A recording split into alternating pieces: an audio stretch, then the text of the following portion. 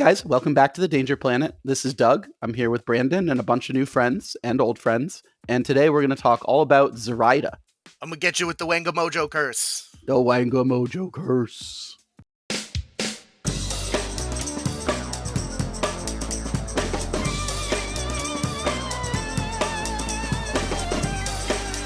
I'm Doug. I'm here with Brandon. Hello. And we have Turner back on the channel. He has agreed to help us out as a very experienced purple player in general. Turner, say hello to the internet again. Hello. Turner is one of the contingents on a very friendly, valuable organization that some of you might be familiar with called the MWS or Malifaux World Series. He helps out organizing a lot of tournaments and plays in them and does well in them. And he also is a vaunted, decorated professional at limited Magic the Gathering. So that's kind of Turner's 5 seconds elevator pitch. And we have the most famous internet walrus that has ever existed, Mr. Robin, and he is here to help us represent the brown Zoraida contingent. Mr. Robin, say hello to the internet. Hello, Internet. I am honored, and I would just like to say that the bucket walrus can suck it, in that case. I was about to say, did you bring the bucket? And now you're just being contentious, and the bucket walrus is, you know, be careful about that, man. The bucket walrus might come after you, dude. You know. I have no idea what's going on. The bucket walrus, the meme. He's the meme. He's the most important walrus, except he's being contentious against the bucket walrus. The ma bucket. Yes, correct. Yes, ma bucket. That's a deep cut.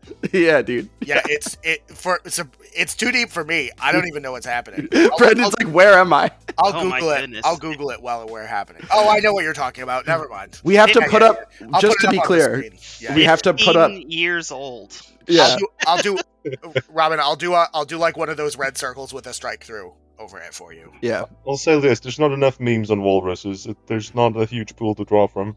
Yeah. There's only a few famous walruses on the internet. So while he is the best and the most famous internet walrus, he works in a small pool. So yeah, I'll just to keep things fresh, I'll put a string of internet walruses now. Maybe we'll sneak one into the tier list splash screen. So thank you so much for coming, guys. This is amazing. This is a tier list that we've been waiting to do for a long time, and it's a pretty contentious one because Zoraida, I think, is generally regarded as one of the more difficult ladies around to pilot because she's got a lot going on. So first thing that we try and do on all of these tier lists is just kind of give a brief overview of how the two different versions of the master play is. Normal master, so we have a Zoraida and the title Zoraida. So Turner, do you mind walking us through what Z1 looks like? Just like as a general, you don't have to be too specific. Neverborn versus Bayou, we'll cover that in like the hiring picks, but sure. She's like a control master, sort of, but it's also sort of a support master, and also sort of a cannon of a master. She can basically do everything. As she functions through arc nodes to steal a term from Warmahordes. Yeah, buddy. That lets her draw range and line of sight for non-melee actions through friendly Swampfiend models that she can see that are within 12 inches. And she has Obey, which is just a super versatile action on its own that lets you do, everything in the game via your models or their models. And also Hex with the coordinated attack trigger. So she can shoot stuff and then make your melee models hit the thing. So she can hit really hard. She can move people around. She's got a front of card ability that stops or messes with people when they cheat. She's just got everything going on. Oh, and a wheel. Yeah, I mean, I will say, you said that she has a front of card ability that lets you mess with people when they cheat. Now, that is technically accurate, although I do believe that ability has never once been resolved by any human ever, period. Because they always forget it. So, Turner, have you ever successfully resolved reading the cards? I'm sure he has. Oh, yes. I am very good at remembering it. There is a game against Jeremy that's available to watch on YouTube that was in one of the more recent MWS events where he is on Damien 1 pre-nerf. And you can see how much I remember it, which is basically every time. Yeah. Wild. Yeah. Well, congratulations on being the only human to ever do that. I think the other biggest spicy thing that I just want to mention is she's got the stat 7 obey, but also is specifically has the ensorcel trigger, right? So she can at a stat 7 in Social Obey, which gives you the sweet double Obey. And Turner, is that the only model in the game with that trigger? I think it is, right? I believe so. There's similar things that also increase AP, but nothing that lets you take 2 actions with the obeyed model. Yeah, threaded like that. Yeah, that's what I figured. Yeah, buddy. Rad. So Zoraida, well, you can already see why we say that she's kind of complex, because she does everything, and the more choice and opportunity you have in Malifaux, the harder everything gets. But let's go, I guess, then over to Robin. Do you want to give a brief walrus-based viewpoint of Zoraida to the Swamp Hag and how she plays? Sure, absolutely. My unique perspective is that Zoraida 2 is a much more specialized master in that she's also a huge support master. Like, most of what she does is draw cards, filter cards, position your models, but she also specializes in scoring more so than Zoraida 1 does, I would say. Her main things that she does is she has Lost Knowledge, which you might know from Adze or Lin 1, with some fantastic triggers, both of which are unique in the game as well. One of them being maybe the most powerful trigger in the game, that force Seal Fate, which forces a model of your choice that you don't have to see. There's no, just any model on the board that hasn't gone this turn has to go next. So it gives a very specific type of turn control, which is unique to her. And the other one allows her to summon one of the 10 effigies, one of the 8 effigies, sorry. Which allows for a huge amount of utility.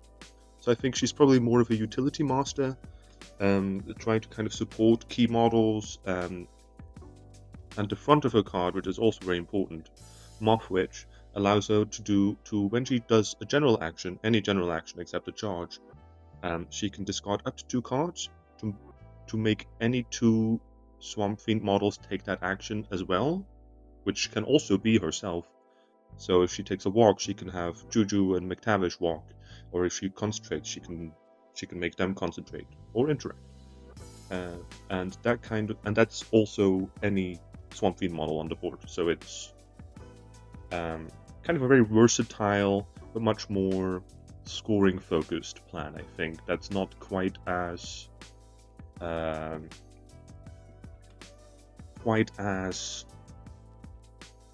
broad a spectrum as Zoraida 1.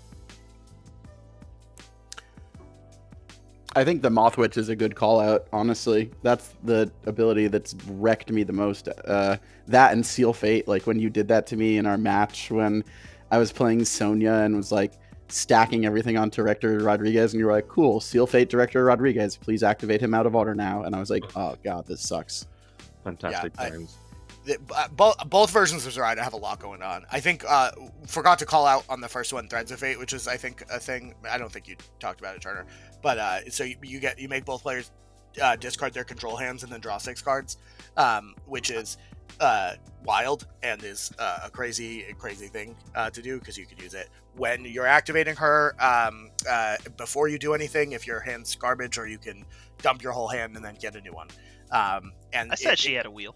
Yeah, she has a wheel. Oh, sorry. Yeah, sorry. It's a magic term. That is a magic term. You can pitch all the things, but it's using it changes fundamentally, I think, how a lot of people approach it. Being on the other side of Zoraida, you find yourself in a position where, do you keep all of your good cards to do stuff? Do you pitch all of your good cards and waste them right away? And regardless of which one you choose, depending on how Zoraida is acting, she can punish you for making that decision, which is really neat. The only reason I bring that up is because I'm about to talk about the card draw from Off the Path, which is just a wild ability on Zoraida. It's great wherever it is, for sure, but Off the Path in Zoraida 2 is nuts. It lets you push models around. You can drop scheme markers with them.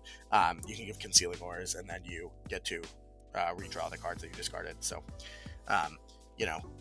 moving models is good, I think. And I think it's obvious just looking at the cards that both of the Zoraidas have a lot going on. And they have a lot of different options, and that's where things start to get tricky. You'll notice, if you're looking at the tier list right now, though, that we have her totem. Normally, the totem's always Windmill Slam, go in the auto-include, but her totem has a special rule called unbound, so you actually can't hire it. Hire it. Can never hire it. You're not allowed to ever. So we have her totem automatically and don't hire. Her totem is kind of neat. It has this little upgrade that attaches to friendly models that to an enemy model within or 12 of Zoraida when it's summoned, and it makes them get any statuses and take 1 damage anytime the Voodoo Doll takes damage. And like this guy, he's got a Jinx, which is fine. He can sort of copy actions on the cursed one, but it's -2 to the stat, and he can his bonus action die, which it sort of pays you back because when he dies, you draw a card if you use the bonus action, and the Zoraida 1 summons it at the end of her turn by pitching a card at the end of her activation. Zoraida 2 has to summon it with the summon a puppet trigger. There's no other way to get it in Zoraida 2. So I don't think I've played Zoraida 2 5 or 6 times maybe. I don't think that I've ever had the Voodoo Doll on the table because I think there's always a better thing to summon. But it does stuff. There's a neat little trick you can get to, which we'll talk about when we get to some of the keyword minions. But it's important for a couple of things, but it doesn't really do much in and of itself. And because this is probably the biggest tier list in the game, maybe barring Puppet or like Hoffman, I think we should just get right into it. And so, unless anybody wants to talk about the Voodoo Doll, Turner, do you have anything you want to talk about on Voodoo Doll? No, I'll talk about the specific synergies with the model. Robin, you have any Voodoo Doll specific strats you want to call out? Not really, not at this point in time. No. Yeah, Doug, no? No, I think we're good for now. All right, so let's get right into the keywordy stuff. First mate's a guy. He's I really like the first mate, but so he's a 9-cost henchman. He's got 5s for stats, butterfly jump, stealth, pounce, and he has zip. He's co-worded keyword with zip for the showboating draw cards after he cheats trigger. He's got an okay melee attack. It's a 2/3/5 stat 6 with crit strike, which is pretty rad. It can slow. He theoretically has Menacing Croak, which is a willpower duel that gives out Distracted. I've never once used that. But he does have 2 really good bonus actions. A Leap, which you just, on a 3 of Mask, which he's a henchman, so he can stone for. He can place, but also he has a Sudden Strike trigger for a free melee attack. And then he has Free Loot, which lets you target an enemy scheme marker within 3, jump to it, and then remove the target and draw a card. Pretty good. Turner, what do you think? First mate. I'll put him like an asterisk next to auto include, because when I'm playing Zoraida 1, I'm either hiring him or Bad JuJu. I'm hiring one of them. Yeah, makes sense. For certain. Maybe not both of them, but I am going to hire one of them. And it's basically going to come down to how aggressive the opposing master is and how well they can deal with the first mate. Or if I need a model that can just go stand in the middle and exist in the middle, in which case I would go for Bad JuJu instead. Yeah, that makes sense. Do you feel that conversation has changed at all, Turner, given the fact that you got a new 9-cost Swampfiend model in McTavish? New. I have not had the opportunity to try out the new McTavish. I'm not really sure. His demise is something. I played him a lot in Bayou. I haven't played him in purple at all. But I've liked him, but I haven't played him in purple Zoraida at all. So. Well, we're going to talk about that guy in just a minute. But Robin, do you have any first mate bits? Do you agree? Pretty much auto include. Well, I mean, I do think it depends because Zoraida lists tend to be very, very tight. Zoraida 1 and 2, I find, because she has a lot of very high value top end with JuJu, with Tavish, with out of keyword hires that are always quite high value for her. So there are often lists where I have to cut high value models, even like first mate, and there are Silurids that can kind of do a similar job if I need it, if I need to save stones. So I won't always hire him, but I'm happy when I hire him, and I also definitely probably hire him more often than Turner does because I have a smaller pool of. I think Neverborn is widely considered to be the better version of Zoraida because they have such fantastic out of keyword hires. And we do also have really good outer keyword hires. I do think we can bring... Bayou does bring a unique playsound to Zoraida, but I do think we are a bit more reliant on her in-keyword stuff. So I do think I hire him more often than Turner would in Zoraida 1 for certain. And in Zoraida 2 as well, mostly. Yeah. Doug, what do you think about Mr. First Mate? I played a lot of them. I like him. I kind of agree with what both Turner and Robin are saying. Like, he's good. But the problem is he's 9 soulstones, and there's a lot of other stuff that I'm often interested in bringing in Zoraida. So, like, for me, I probably bring him when the pool cooperates, when the opponent cooperates, and when the map cooperates. But I also look for opportunities to bring him because I like playing with the model. So for me, like, personally, he's probably on like the very top end of sometimes higher, tipping into the back end of like always higher, but like he's not actually an always higher because he's 9 soulstones and kind of game dependent for me. Yeah. This, much like I may have foreshadowed before, is sort of a more complex thing, right? There are a lot of really good models, but Zoraida, you only have 50 stones to work with, and I think more than any other tier list that we've had, really, we're gonna have very contentious, like, what do you pick when, and player choice. But I think if you had the stones, I think we would always hire him. But that's not the point of this bit, so I'm gonna put him right at the top of sometimes matchups, and I'll do the same with models that fill a similar niche. Well, I'll be erring on the side down on this tier list. Speaking of new models, though, we kind of already jumped the boat on him. McTavish, this guy, he's another henchman. Zoraida has 4 henchmen. That's so many henchmen, it's ridiculous. So he's 9 stones. He's got 9 health, 5s across the board. He's size 3 though, because he's on a big gator boy. He's got a really unique demise ability. So once per turn after he's killed, it can discard a card to heal 4 and then drop a ski marker into base contact. So it's like kind of like Demise Eternal, but once per turn. Or I think Demise Eternal is once per turn, but it's Demise Eternal, but you also get a ski marker. He ignores friendly fire. He gets a free 3-inch move at the start. He's unimpeded, and he can treat enemy models treat friendly ski markers near him as concealing, which gives him a little bit of extra survivability. He's got, I think, the same min 3 stat 5 melee attack, which is kind of lame, but it has puncture, so that's nice. He's got a pretty good gun. It's a 2-4-5 with a maim and armor piercing, which are great triggers, plus he can drop a ski marker into base contact because he can dig it.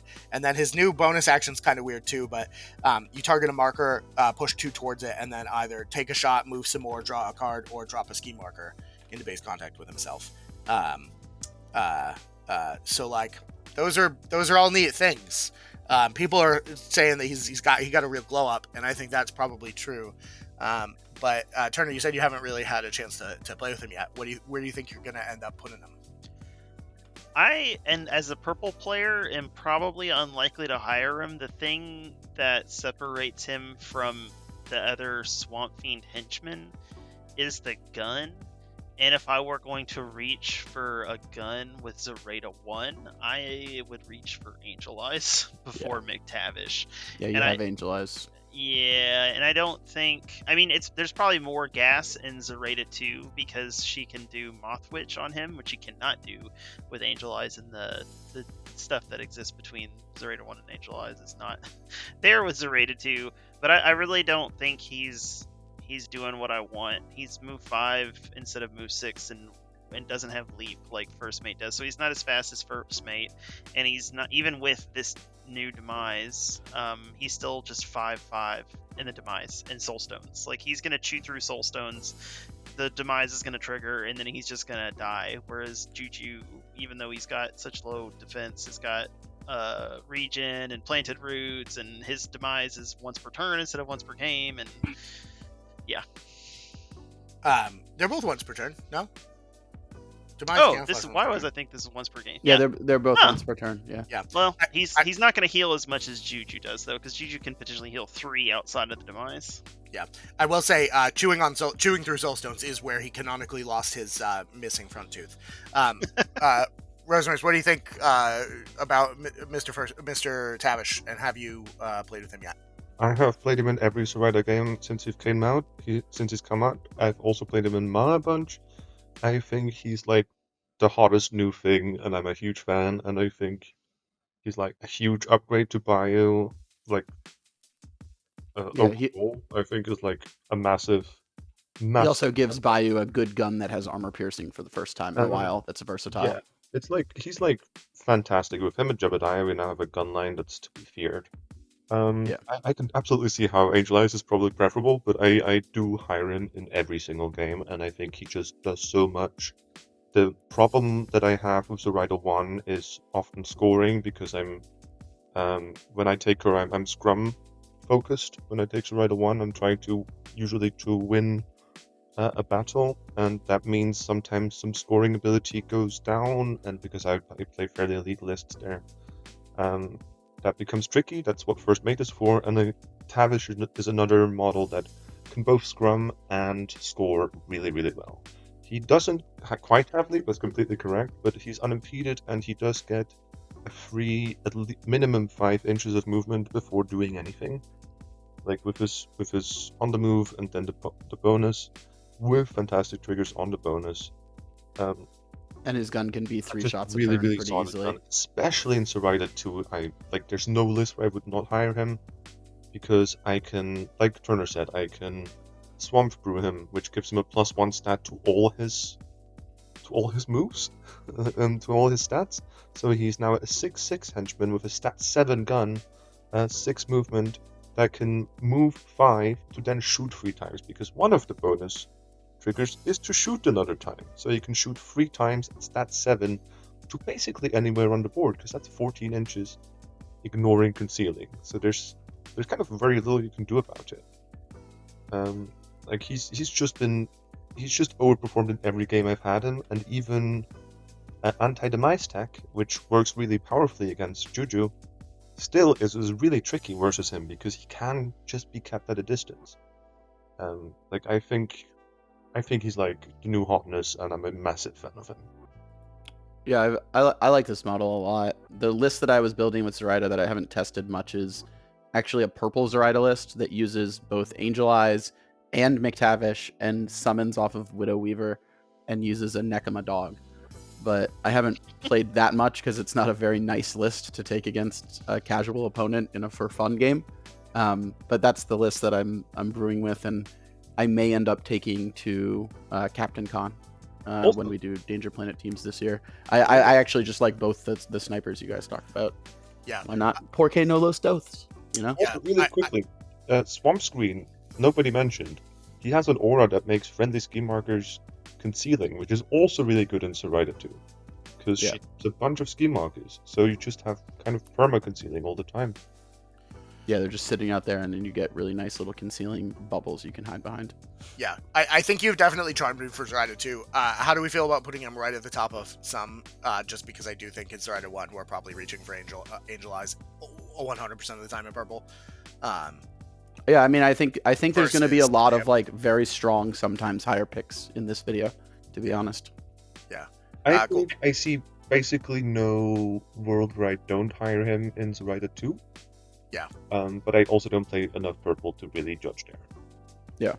I think there's an asterisk, like there will be an asterisk against most of these, which is like, in this scenario, it's sometimes, in this scenario, it's always. Because I agree with you, Robin, in Brown, like McTavish for Brown Zoraida players was a huge come up, because we just don't have access to what our purple neighbors have access to in terms of the litany of really cool, impressive tech pieces. And obviously we don't have access to Angel Eyes. So I think that changes the paradigm of how a Bayou Zoraida player would view this model versus how a Neverborn Zoraida player would view this model. And I think both of your reactions are a perfect example of that, if I'm being honest. Wild. Fair enough. Maybe if I remember in the editing of this, I'll flash asterisks every third frame. Just put asterisks on every single model. So let's talk about the next and not final henchman, Mr. JuJu himself. So he costs 9. He has 3 defense. As far as I'm concerned, we're done talking about this model, because I will never ever hire him. JuJu's good. You're hating. JuJu's good. You're hating. But I'll play devil's advocate and talk about his 7 willpower, which is definitely a relevant stat for sure. And if you ignore that part, he's regen 2. He's got hard to wound. Penetrating Stench never happens. So Planted Roots is amazing. You can't be. It's laugh off, but you also heal in severe terrain, and Demise Eternal. So once per turn, he can pitch a card to heal 4 if he dies. He's got 9 health as well, and is a henchman. And then he's got a really good 2-inch mid 3 melee attack that can focus himself or pulse out a move duel or slow people. He's got Toss in the Mud so he can end conditions. And move people around, and he's got ambush. So when he's in the concealing terrain you want him to be in to heal, he'll get to move for free, or you can pitch a card to get a little bit of extra movement off his move 5. Turner, do you want to tell me why I'm wrong about how bad JuJu isn't the worst henchman in the entire game? Yeah, so I've got 2 things. One, the first, this is the last henchman. The second... No. Technically, there is one other card that says henchman. The second is, I don't... So, I think there's definitely people that disagree. I don't think he's necessarily good. I do think he is a role player, in that the role he plays for Zoraida 1 specifically cannot be played by any other model, and that is he is a arc node for her. That's 4. That's really hard to die or kill, and height 4. So he can, a lot of the times you don't even need to use the soul stones. You just bait people into attacking them by positioning them really far forward. And then he just regens a lot of the damage. And there's some that, canny opponents will go, okay, well, I'll leave him low so that next turn I can kill him when he'll heal 3 or 2 or 3, and he'll be either at 3 or 4, and he'll be easy to kill next turn. Well, I've killed him myself plenty of times. They've left him at 1, and I just say, okay, I kill him with a throwaway attack from anything. I could kill him with a Voodoo Doll in the butt if I really needed to.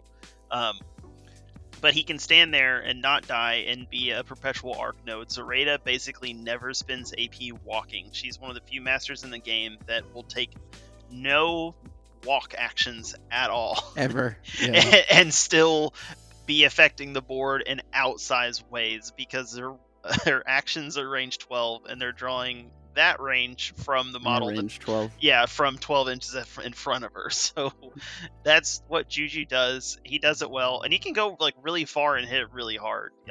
Even just a ambush charge is 10-inch range with a severe 6. It's min 3, but it's also severe 6, and severe 6 is one of those sweet spots for a lot of models. So I do rate JuJu. With some good triggers, also the quicksand trigger is really dope. That can just wreck people. It can. And also spread around. Yeah. And when the TN's 15, so if they're cheating in Zoraida's line of sight, it means they're probably, if they're hitting multiple models with that trigger, they're probably going to have to cheat more than one of them. And the just taking shots with the coordinated attack on a 3-4-6 can be really nasty. So if he had focus from previous and Zoraida obeys him to get in there, and then starts hexing something and it's coordinating attacking with JuJu spinning focus for it, they have to look out for those severe 6s popping up off of Zoraida's just regular 2-3-4 ranged attack. So yeah, he's good at what he does. Yeah, he's a lad. Can I just say, I don't think the fact that you can kill a 9-stone henchman with your totem is a positive to hiring him. But I will say, I completely agree that he will get to where he's going and do some punching one time. But then I also agree that immediately after, your opponent will spend 5 worthless AP and kill him dead. Granted, they have to spend the 5 AP on 5 random attacks from literally any model in the entire game, because they will always hit him always. But yeah, totally. I don't know. Maybe it's possible that I'm a little down on this guy. You're way down on this guy artificially as a person. I definitely will never hire this model ever. And Zoraida was my second master, so I've been playing her theoretically the second longest, and that's definitely a reasonable and compelling fact. Robin, what do you think? How do you feel about the JuJu? I mean, from the Brown perspective, we're a bit poorer on beaches. The Neverborn is, which is one of the beater factions in my view. We don't quite have that many options. So JuJu is one of the few good ones that has that damage track, which Zoraida likes, because of coordinated attack. That's a really easy way to just absolutely murder something, and he's the only thing where you can just stand in the face and just do that, because you can arc through him. The Kurgan technically also has size 4, I guess, but he doesn't really want to get in there. So he's kind of hard to replace in Bayou.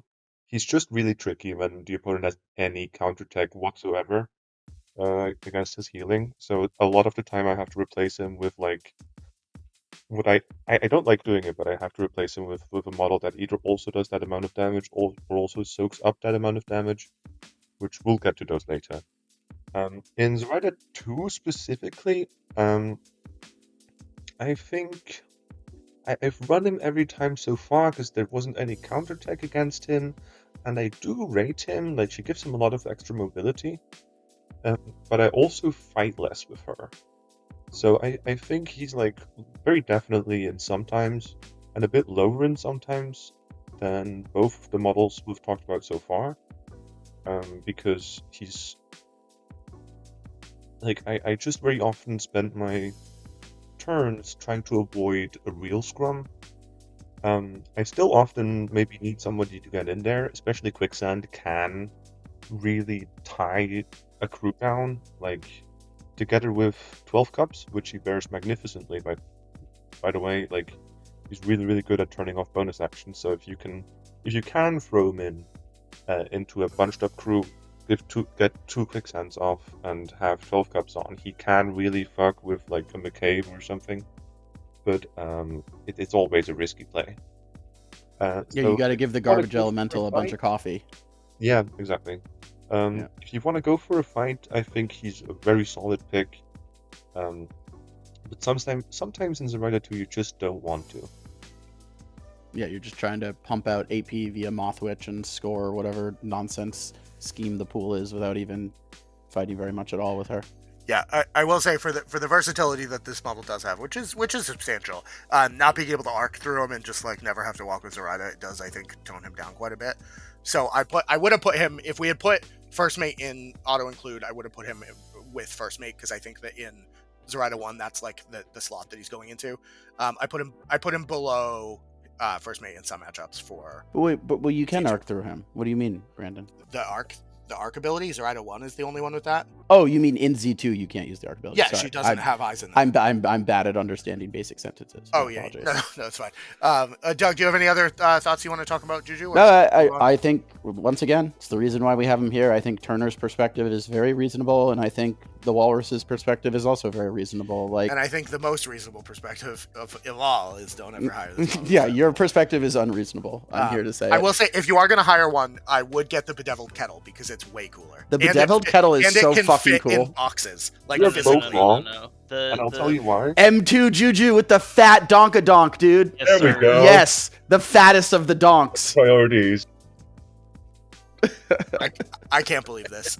I'm not. I will. You know, get in the comments. I'll put all 3 models up right now. If Which I remember. Which JuJu sculpt has the nicest butt? Yeah. My thought is that M2 JuJu, if you look at it, it is so clear that it has such a nice badonkadonk, and it's voluminous, it's well shaped, it's amazing.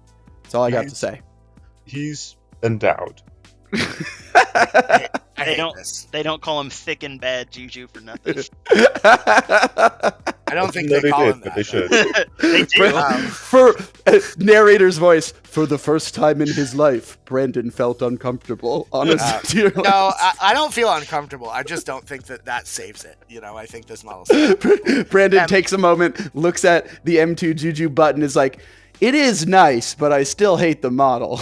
No, I like the shiny metal butt that you can bite of the. You know, all right. What do we got next? So the final henchman, which is, I think we're just gonna. Do you want me to just put this in auto include now? Probably. I think that's what we definitely. do. We have the Spawn Mother. It theoretically has things. It costs 8. It has stealth. It has an ability I've never read. It has a demise I've never read, and it can eat its own markers to heal.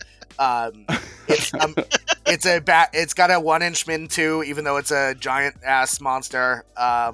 It can heal things, I guess. It can summon bad models that you don't want. It can make useless markers that it can eat, and it has ambush. We did it.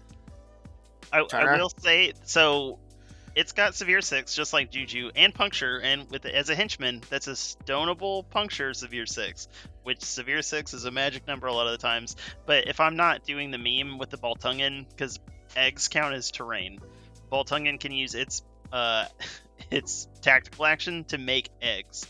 So you can hatch 3 Gupps on turn 2, but the Spawn Mother only has to lay eggs once.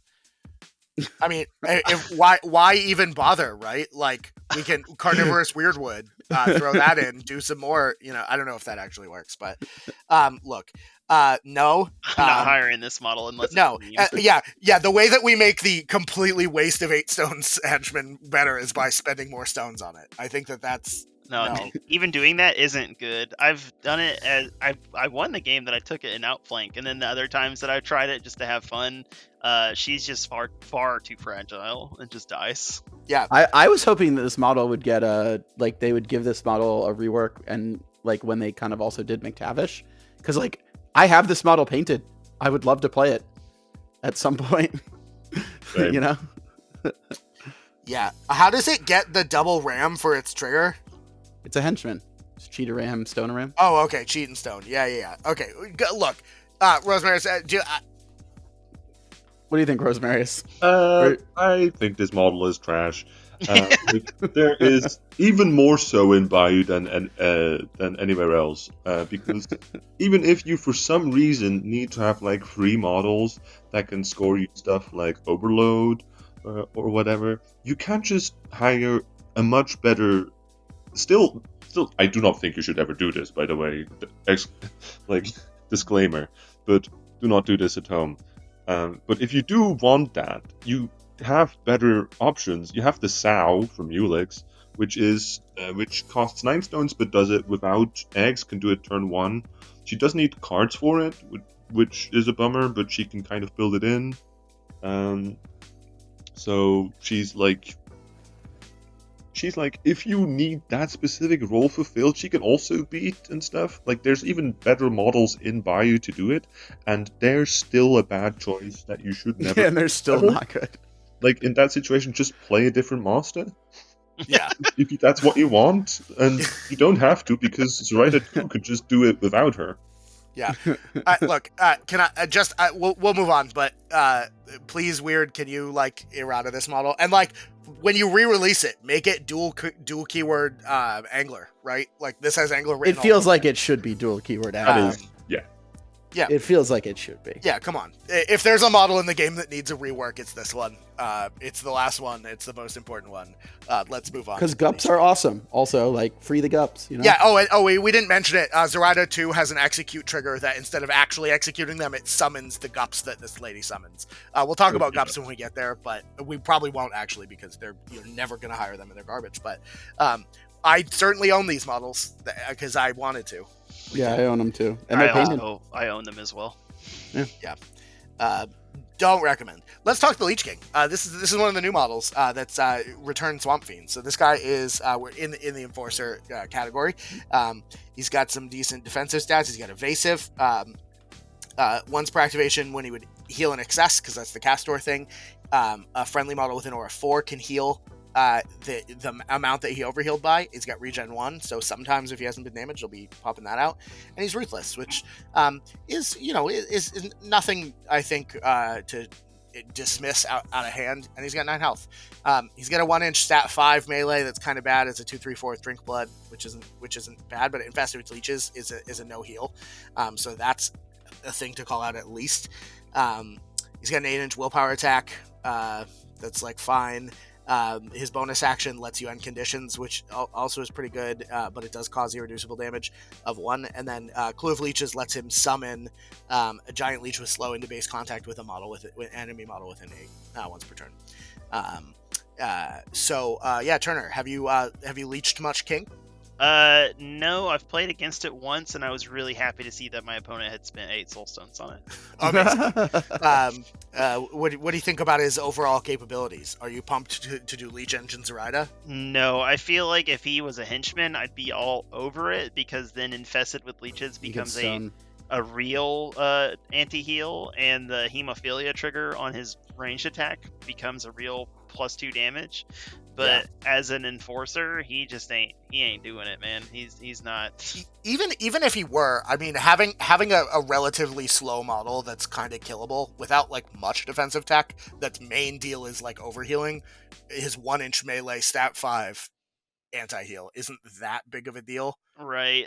I think It it's still mostly is about some, though. It's the blood magic and the summoning is the neat stuff, and the clue of leeches gets the trigger if they're if they're below half health. Yeah, but he's just so expensive on the front end, and you have to do work with other models to get him to the point where you're summoning with clue, because he ain't doing the damage. Yeah, he reminds me rather of a grape flavored Forgotten Marshal, which is to say I probably won't hire this model. But Rosemaris, what do you think? Don't insult the Forgotten Marshal, my dude. All right. Let me just say, I've played him plenty of times. I have a lot of experience with him. I played a shit ton of Molly. That model is hot garbage. Completely not worth hiring ever under any circumstances. You put the whisper on him and he summons. Yeah. Okay. On the bad model. All right, let's talk about the Leech King instead of a 50-minute argument about the. Rose, when we do the Forgotten Model deep dive, Robin, I'll hit you up and we'll have it out. We'll have an argument online and record. No, we'll have an educated highbrow conversation. As true gentlemen of the internet. Yeah. Okay. No, you should get Charles. Actually, he's a French player. He's really good at Molly. He plays Forgotten Marshal, by the way. I mean, look, people do. People play bad JuJu. I don't know what to tell you. Good JuJu. Steal a turn from landing. Yeah. The donk JuJu. Okay. I think the Leech King is pretty much usually terrible. We don't need Ruthless in Bayou ever. I think if he is playable, there are situations where he is playable, but that's very, very specific matchups. He's very playable into McMorning. And he's playable into Summer, and he's playable into a bunch of lists that spawn low defense summons or have a lot of low defense models for default. So the zombies, like a flesh construct, stuff like that, because they're fantastic targets for the leeches. And if you do get 2 leech summons off, he actually suddenly becomes very high value. So, especially with Zoraida 2, which is where I've tried him before, I played against McMorning once, which was sick, because I could stop him summoning 3 times. But also, I did have a bunch of great targets for summoning leeches off of, so I summoned a total of 4 leeches that game. So, for 3 turns, I summoned 2 models, and he summoned 1 undead one zombie. So that was a fantastic game that I still somehow tied. But the point is, if you can get him to reliably produce leeches, he's fantastic. But the kind of condition for that is that the opponent needs to have enough defense for models that he can't really play around you. And that is just a very, very small pool of keywords. Yeah, you're asking your opponent to bring across the board suboptimal or average even.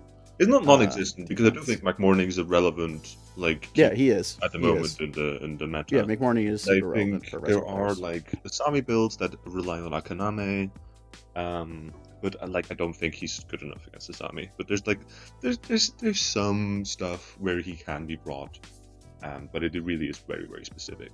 I think the rest that he does is just not valuable enough. Yeah, fair enough. Doug, you got anything else you want to say about Mr. King? I want to like this model a lot, but I find that his inability to stone for the key triggers, like Turner pointed out earlier, is a big reason why I'm less excited about him. It feels like a model that has a bunch of specific abilities that you want to be able to get the triggers on when you need them, and because he's not a henchman, you don't have the ability to stone for that, and you're kind of left cycling cards to get the right cards to match the things that you want him to do.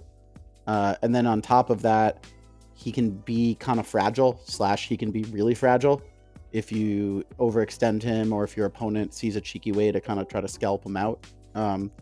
So I don't know, I really want to like this model, and I really want to like the kit that he brings in terms of both summoning and counter tech for healing and denying healing and demise stuff. But I think the fact that at the end of the day, he doesn't have control over his own destiny vis-a-vis not being able to stone for the important stuff really hurts him. And then on top of that, he's really squishy. So yeah, I agree. I think I'm going to put him at right now at the top and never higher. I don't know if he's a never hire. He's probably like the very back of sometimes hire. Like for me, I don't know if he's a never hire, but maybe he is. I don't know. Too, actually, because there he can get Swamp Brood, which does kind of make his summon a bit more reliable. And his leeches can get Swamp Brood too. Yeah. All right. Fine. Do you want me to do it both? Sorry. I would put him like the back of sometimes, the very top of never. I don't think he's like a never hire model. Like this model is not as bad as Spawn Mother. I mean, sure, but there are lots of models that I would never hire in a super tight keyword that are not as bad as Spawn Mother. That's not the metric. Yeah, fair enough. All right, well, maybe his strengths will become more apparent in a minute when we talk about the leeches. In the meantime, let's talk about one of probably the best enforcers in purple, if not the game. Mr. Kurgi. He's a Kurgi boy. He's an 8 cost enforcer with 8 health, 2 armor, chronicle to move, friendly healed models. Any model that heals within 6 of them 2 inches towards him. He gets to place a model within 3 of him anywhere, within 3 of him when he starts, and he's unimpeded. He's got. He is a literal pile of hot garbage, magical garbage. Well, yeah, magical, refuse and shrubbery and apples. This is not to affect his tier ranking. I'm just saying he's literal hot garbage. No, he's good. I mean, he might not be hot. I don't know. But he's got an okay melee attack with some relevant traits. It's like 2, 3, 4. It's not great, but he can do it within the entirety of a severe terrain, like the all of the tree boys we'll talk about. He can build in blast and make things staggered. He's got avalanche, which is a hell of a drug. It pushes models around, ignoring models and terrain, and then pulses out a move duel for a bit of damage. And his bonus action mudslide puts up an aura of severe concealing terrain that friendly Swampfiends are unaffected by. So if you hire out a keyword, they will be. In general, and it's got decent triggers. This guy's rad. People hire him out of keyword all the time in purple, all over the place, and he's just Zoraida's keyword. Turner, what do you think? Kurgi? You like the Kurgi boy? I like the Kurgan, but not with Zoraida. I don't think what he does is what she needs. Like avalanche which is that's his thing, is his avalanche, which is the push in his front of card shifting earth, and that would basically be brought to move Zoraida around, which if I want that, I'll bring a different model. Like I hire this thing with Titania 1, with Euripides. I do not hire it with Zoraida. Wow. Robin, what do you think? Kurgan? I do hire him with Zoraida 1 because I kind of like displacing JuJu. I like the extra mobility. I think he has a lot of kit there. I do barely ever hire him in Zoraida 2 because she just already has the mobility. She tends to hire already fantastically mobile models that have leap and stuff. She's much more less focused on confrontation, so I don't want to overextend most of the time. So he actually provides more mobility that I know what to do with her. So I don't never hire him. He's still a very, very solid model. He's pretty sturdy. He makes terrain for me. He's like a very solid, but it would be on the bottom, like towards the bottom of sometimes higher for me there. And Zoraida 1 I do get use out of him. Like a 3-inch melee is pretty solid with displacement, heave, and I do like the avalanche for this setup because Zoraida can play very, very aggressively at the beginning, and he helps with that in a really nice way. Yeah. Doug, Kurgan, how many Kurgs do you aim? Yeah, he's cool. I like him. He's got a really good kit. I love mobility. I love avalanche as an ability in general. I just like models that have that ability. He's great. He does the thing where he flips a model forward within 3 when he activates, helps reposition. But I do kind of agree with the point where I don't have to move Zoraida that much all that often, and then I have to choose what else I'm moving. And if I hire McTavish, I'm probably not that concerned about moving McTavish because he's pretty quick. And then what am I using it for? Am I shooting JuJu in his giant voluminous badonkadonk and moving him up? I can see that sometimes it's maybe not the correct choice, but I really do like this model, and I really do like the kit that it has in general. Yeah, I will say, I think this guy is almost auto hire in Euripides. I think you need him so badly. Yeah, I get the sentiment though with Zoraida. Certainly Z2. I don't think you really need the mobility, and you certainly can hire other things in Z1 to do it. But I don't know. He's good. Like he's not a bad Kinda model. I just don't think he's like an always hire, right? If we had another tier in between where the Kurgan now is and the first mate, he would be higher, but that's fair. Let's talk another enforcer technically that is definitely a model, Stumpy. She costs 6. She's a jockey. She's got all of those jockey abilities and planet roots, which is kind of neat for a jockey and kind of a weird concept for a jockey. She's got stat 5 2/4/5. She's got toss in the mud. She's got spreaded roots, which is she takes a damage, enemy models, or 3 severe. Turner. Never hire. We did it. Belongs in the trash. I'm putting it above Spawn Mother because I would rather waste 6 stones on this than 8 stones on that. Sure. Robin, what do you think? Have you ever played a game with Stumpy? You're all wrong. I have, and she was terrible, but... Okay. But she is technically a stat 6 3/4/6. 3/5/6 on her charge attack, which can slow someone or rampage, which she can build in, which she can build the suit in. So she is actually like for 6 stones, and she's not like that killable. She has 8 wounds, 6 defense.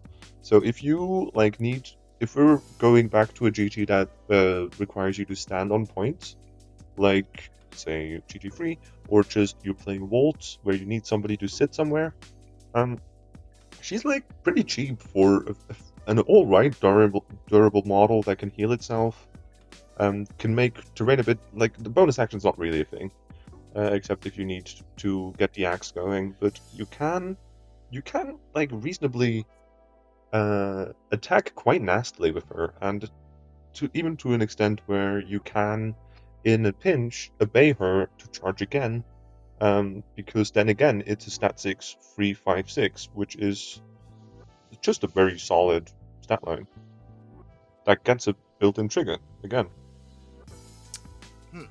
Yeah, 3/4/6 is because of Stampede, by the way. Yeah, because you take 1 damage, but only on the model, only if you can get into base contact. Yeah. Yes, that is true, and she is move 4, which does make it tricky. At the moment, I do agree that I think never higher is fair, but I think she has a specific type of kit that I wouldn't disregard. Yeah, if she were move 5, or 6, I would be much more into that plan. I do like the fact that it's a gremlin riding a Waldgeist, though. The thing I will call out, before I pass over to Doug, her trigger technically is cute on Toss in the Mud, which is a unique to her trigger that theoretically you can unresisted stagger like infinite enemy models, but because it hits it you can toss in the mud on your own guy, and then it staggers that guy and any enemy model in the same terrain as the target. So if you're in like a big forest, maybe that's theoretically relevant one time, maybe. But that she can't build in, which is pretty crucial. But she can't build it in, so you have to have a 7 or higher of masks. Yeah. All right, Doug. Have you stumped? Are you stumped about Stumpy? I'm super mid on this guy. Like I guess what the vaunted internet walrus said is all technically correct, but for me personally, I don't think it moves the needle past like never higher. Oh, so when you say mid, you mean like the kids say, like she's completely lacking in Skibbity Riz? Yeah, there's like very little Skibbity Riz here. Yeah, that's okay. Good. Yeah. Like if any, like it's like when you open the Skibbity Riz bag and then you pour it all out and like the crumbs of Skibbity Riz at the bottom of the bag, that's like maybe what we're working with, maybe. Yeah, wild. Well, let's talk about another enforcer that we're never... Man, I just looked at the rest of the enforcers. It's fine. Yep, Everything's fine.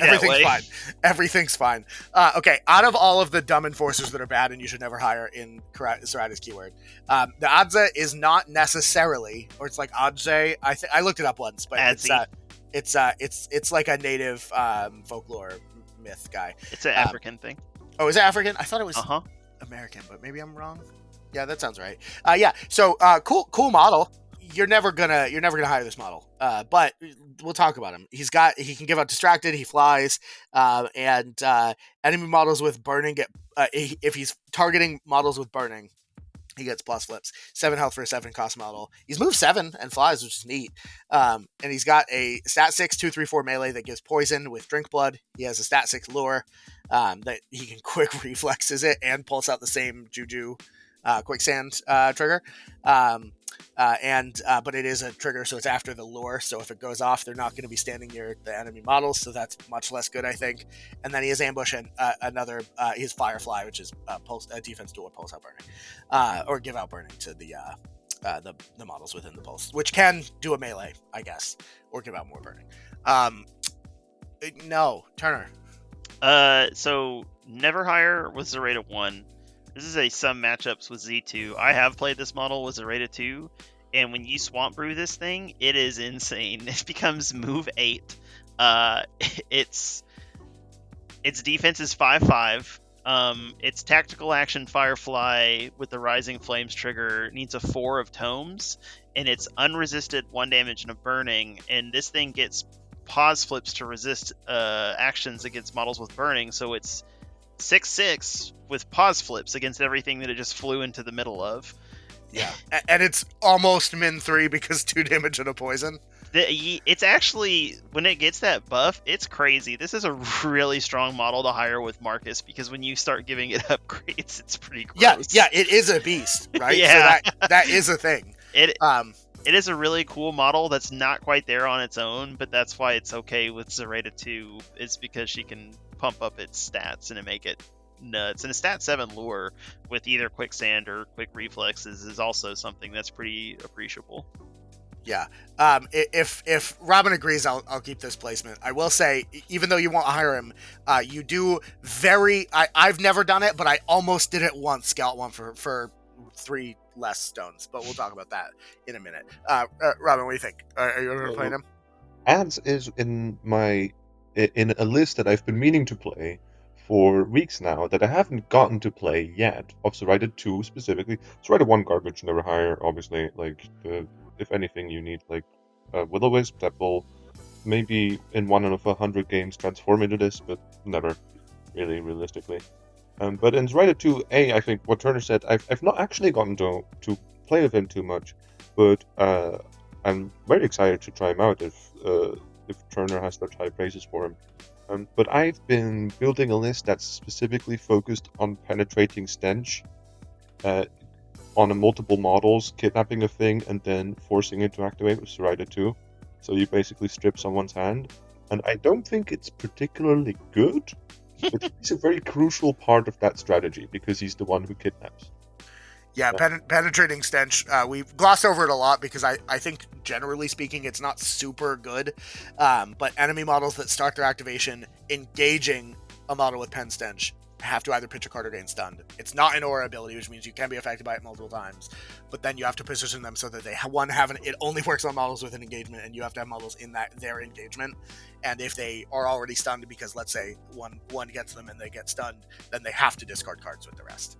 Basically, I have also mused with this, but this was, I think the last time I tried to do this was before Zoraida 2 even came out, and it didn't. It failed miserably. But maybe now there are more tools now. So, but I've definitely considered hiring Adze before. He's not necessarily the first choice ever, but I think in Zoraida 2 he has applicability, and he also gives a lot more to sort of. Her focus is controlling who is where most of the time, and I think he does help with that a lot. I think he's quite neat. I still don't often think I would hire him, but I do think about him. Yeah, fair enough. I'm happy to leave him at the bottom of sometimes matchups in Z2. I will say Swamp Brew makes a lot of things better, and I think you probably have better targets, but. I want to get a Frank's Red Hot Sauce logo made, but it's Swamp Brew, and it's just Swamp Brew. I put that shit on everything. Will you put it on an Adze if I paint one for you? Yeah, absolutely. Nice. Frank's Red Hot Sauce or Swamp? Both. Sure, yeah, definitely. I feel like Cholula would be the better. Cholula is so good, Turner. I agree with you. Oh my god. Sauce than Frank's it's so much better than Frank's, and no one talks about it. Thank you, Turner. Well, okay, we can put that on the hot sauce tier list. Now is not the time, guys. Okay, well, Turner, we will invite you back for a hot sauce tier list, just to be clear. Oh, this is important to me. This is Nice. important to me personally. Did we ever? You remember when we shot the energy drink tier list? Yeah. Well, we were both like heavily manic when we did it, and then I think I remember we did it, and then we were both like, "This isn't real content, right?" But we have it. We could release it. I'm pretty sure I have it. I will say, I think what happened is I just what's the word? Like that thing where you just talk real fast. You were both manic. We were both manic when we shot it. It was a lot. I don't know that the internet's ready for that, quite frankly. Let us know if you guys want to see it. We recorded get in it. the comments. Yeah. Also, my take on this model is it's bad, and I wouldn't hire it. And I don't know as much about this keyword as Turner and Rosmarius do, or Robin does. So I haven't played it in a while, but it's bad. Well, let's talk about another great model that you should definitely hire. It's Grootslang. Yeah, also perfectly sized and super reasonable for a Malifaux model in terms of how volumetrically large it actually is when you hold it. Yeah, just like Bad JuJu. It's almost like there's a common theme, and you should never hire Bad JuJu either. is perfect. And no, he's too big. No. The Grootslang's model, though, it has to be said that its height is like 10% is its legs. It has the tiniest legs. It's such an absurd model. But Turner, you agree? Like they just missized that, right? Like I think it's amazing the way it is. I love the tiny legs. Speaking of tiny legs, have you seen the Adze? Turn it over. Look, it's got little baby legs sticking out from underneath. It's so bizarre. Yeah, it's a very weird creature. And I googled it one time because what is this? And it has a cool story, but the Grootslang does not. To be fair, I painted mine like a lick-a-tongue because I felt that was appropriate, and I used the pinkest pink on it. So maybe I'll throw a picture. Nice. But so this guy makes his own cool markers. They're concealing severe destructible, 50 mil markers. I made little hills that I used to use for him, but then I was like, oh yeah, it's severe, so you can walk over it, so they can't be domes, and that makes me sad because they're like little dens. He's got pen stench, he's got unimpeded, he can, if he ever kills a model, which he won't, he can heal 2. He's got wicked, and he can't be distracted because he has blind fighter. He's got a 2/4/5 on this massive 8-stone enforcer instead of a min 3, so that's bad, but it has mutilate, but you can't build it in, and he can teleport to his markers. That you have to waste his AP to place because it's an action, not a bonus action. He's got a 2-inch melee as a second attack that's a move duel, so he gets a 2-inch melee, but it's a 1/2/3 that gets slow. He can spend an AP to discard a card and make a lair in base contact. He can spend an AP to be in base contact with one layer and teleport to another layer, and then he has ambush as a bonus action. No, guy. No. Yeah, never hire. Never hired. Rosmarius, do you have a hot take on this one? I mean, I just googled what the Grootslang is, and the first thing I saw is a YouTube video that says God's biggest mistake. That's fair. Yeah, I agree with that. I hate this model because it's a nightmare to transport. It's like the second biggest model I own, the other one being the Emissary, which is also terrible. So they fit together really well.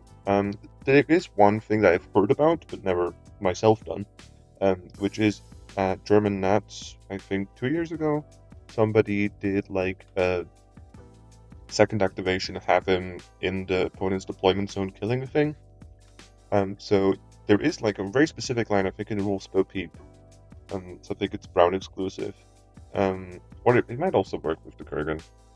I don't know, but I think there is a way to, or maybe even first activation. I'm not entirely sure. But I think there is a way to like assassinate something in a deployment zone, turn 1, and just have him in there. And in that moment, it kind of won the game. But I think that's just like kind of as specific as any other out of keyword model. Like, I don't think you should bring him along because, frankly, you could use that space for like 5 other models. Yeah, I agree. Doug, what do you think? Are you ever hiring a Grootslang?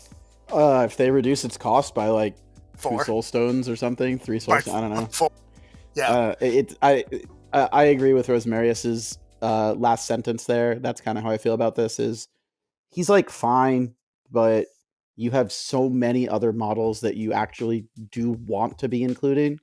And like Zoraida, like you said, Brandon, is kind of tight on soulstones a lot of the time because she's got a lot of expensive models that she wants to look at, and this guy just ain't it for me. Yeah.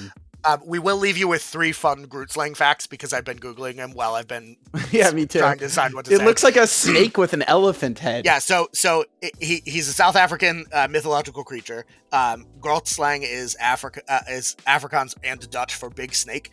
He's from Richtersveld, South Africa, and he lives in the Wonderhole. That's the cave he lives in. It's called the Wonderhole. Wow, the first thing looks sick, man. Yeah, dude. If they make the image on Wikipedia is literally just a large snake, but it's it looks kind of cool. It's neat. It's interesting to me that Zoraida has so many models that have like deep traditional African folklore mythology stuff. Well, because she's like a shaman witch style. Yeah, but I'm pretty sure she's just like a British lady. I don't know. Maybe I misread. But there's no way Zoraida is just a normal British lady. I mean, maybe I'm wrong. No, maybe, she definitely is just she was a British lady. There's a whole story about it. Maybe it's not. I don't know. Maybe she's South African. Who can say? Point being, don't honor the Grootslang. Let's talk minions. So this is a minion that I think probably people see sometimes. There's a Silurid. I used to be really up on these guys, but they're kind of die pretty easily. They have stealth and butterfly jump, which is really strong. But they're only 6 health. They're 6, and they got 5s across the board. They have an okay melee. It's a 2/3/4 stat 5, but it has onslaught that you can't build in. It has the same menacing croak as the first mate, because the first mate literally is just a Grootslang. Like, he's not a better Grootslang. He's not like a character Grootslang. He's literally just. I mean, I keep saying Grootslang. I mean, he's not like a character Silurid. He's a Silurid that like literally just hopped on Zip's ship one day, and Zip was like, "That's the first mate now." But I digress. The Silurids also have leap. It's built in, which is pretty good. Turner, what do you think? Silurids, did you hire them? What you said before the description is accurate. They just die a lot. And before the GG change, when bubble crews were more the norm, they had a lot more leeway because their defensive tech was distance. Being easy leapers meant they could stay in stealth. They stayed way far away, and you couldn't shoot them from the distance. But now that everything is more spread out, and that magic severe 6 number is what people are after on their mobile, either schemers or counter schemers, they just get one shot. So the butterfly jump doesn't even come up. They're there like, I'm here to score points, and the opponent says, okay, die, and they do. Yep. And they do. In the ladder of schemer anti-schemer, they are on literally the bottom rung of schemery type bullshit. Rosemaris, talk to me. How do you feel about Silurid? I have not played a Zoraida 2 game where I haven't hired at least one. I do think Zoraida 2 has a lot more leeway there, but I think they're like kind of exactly what she needs in like trying to get around, and I do think she can kind of play that distance game, because even if you do have like a powerful anti-schemer that's like dominating a flank, I can, in a pinch, I usually try to reserve that particular treatment for masters, but I can kind of force you to go early with that particular thing, because which sometimes is just the right move because it scores you points. And I tend to just play them on my side of the board. I tend to play them very carefully. I'm also very used to having fragile models, to be fair, because Bayou just is... newsflash, they're not particularly fragile for Bayou standards. Everything dies. Sure. 6 in Bayou, it feels like. So I'm very used to having to play that way. But I do think they can be made to work. And they've put in a lot of good scoring work for me in Zoraida 2. In Zoraida 1, I also often hire one. I don't think it's ever more than one, except for like very specific pulls where I need more AP. But they do suffer from her lists wanting to be tighter and stuff to be funneled through. We haven't talked about them having onslaught, which is relevant. Because I have several times killed smaller schemers like botanists or hopeful prospects, or recently an alleyway echo with a couple of throwaway attacks. but that's not really a thing. That just was lucky. Yeah, I mean, if you have high masks, there are probably better places that you can use it in Zoraida, but yeah, it's just you have they're non-zero. There's a non-zero chance they're going to be focused because you don't want to overextend them. So you have like a 25% chance twice to flip a mask. It's not too bad. I think they're solid in Zoraida 1. I think they're actually really necessary, a really necessary part of Zoraida 2 because she really needs more keyword stuff. yeah. Do you? So I mean, you say you always hire at least one in Zoraida 2. Turner, do you think you're ever in a position where you're always hiring one? No, not with either master. All right. Well, Doug, what do you think? Silurid, how do you feel? I usually end up with one in my list. I agree with everything Turner said. I just love these little guys so much, and I used to hire 2 all the time, and then that got pared down to 1. And they usually do good work for me. Like Turner's right, they're really, really, really fragile, so you have to be aware of that.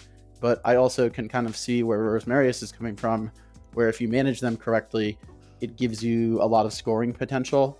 And for me, I often use them as kind of like an easy button for scoring, especially if there's specific schemes or the map looks a certain way where I think there'll be like an easy, fast model for me to kind of put out on the flank, and I don't have to worry too much about anti-schemers. I think one of the things that I key on personally in a match is whether or not I assume that the opponent will be bringing fast, like anti-schemy models, and if they are, then Silurids kind of go down in stock for me, and if they're not, they go up in stock, and usually I end up somewhere around 1 Silurid in my list these days.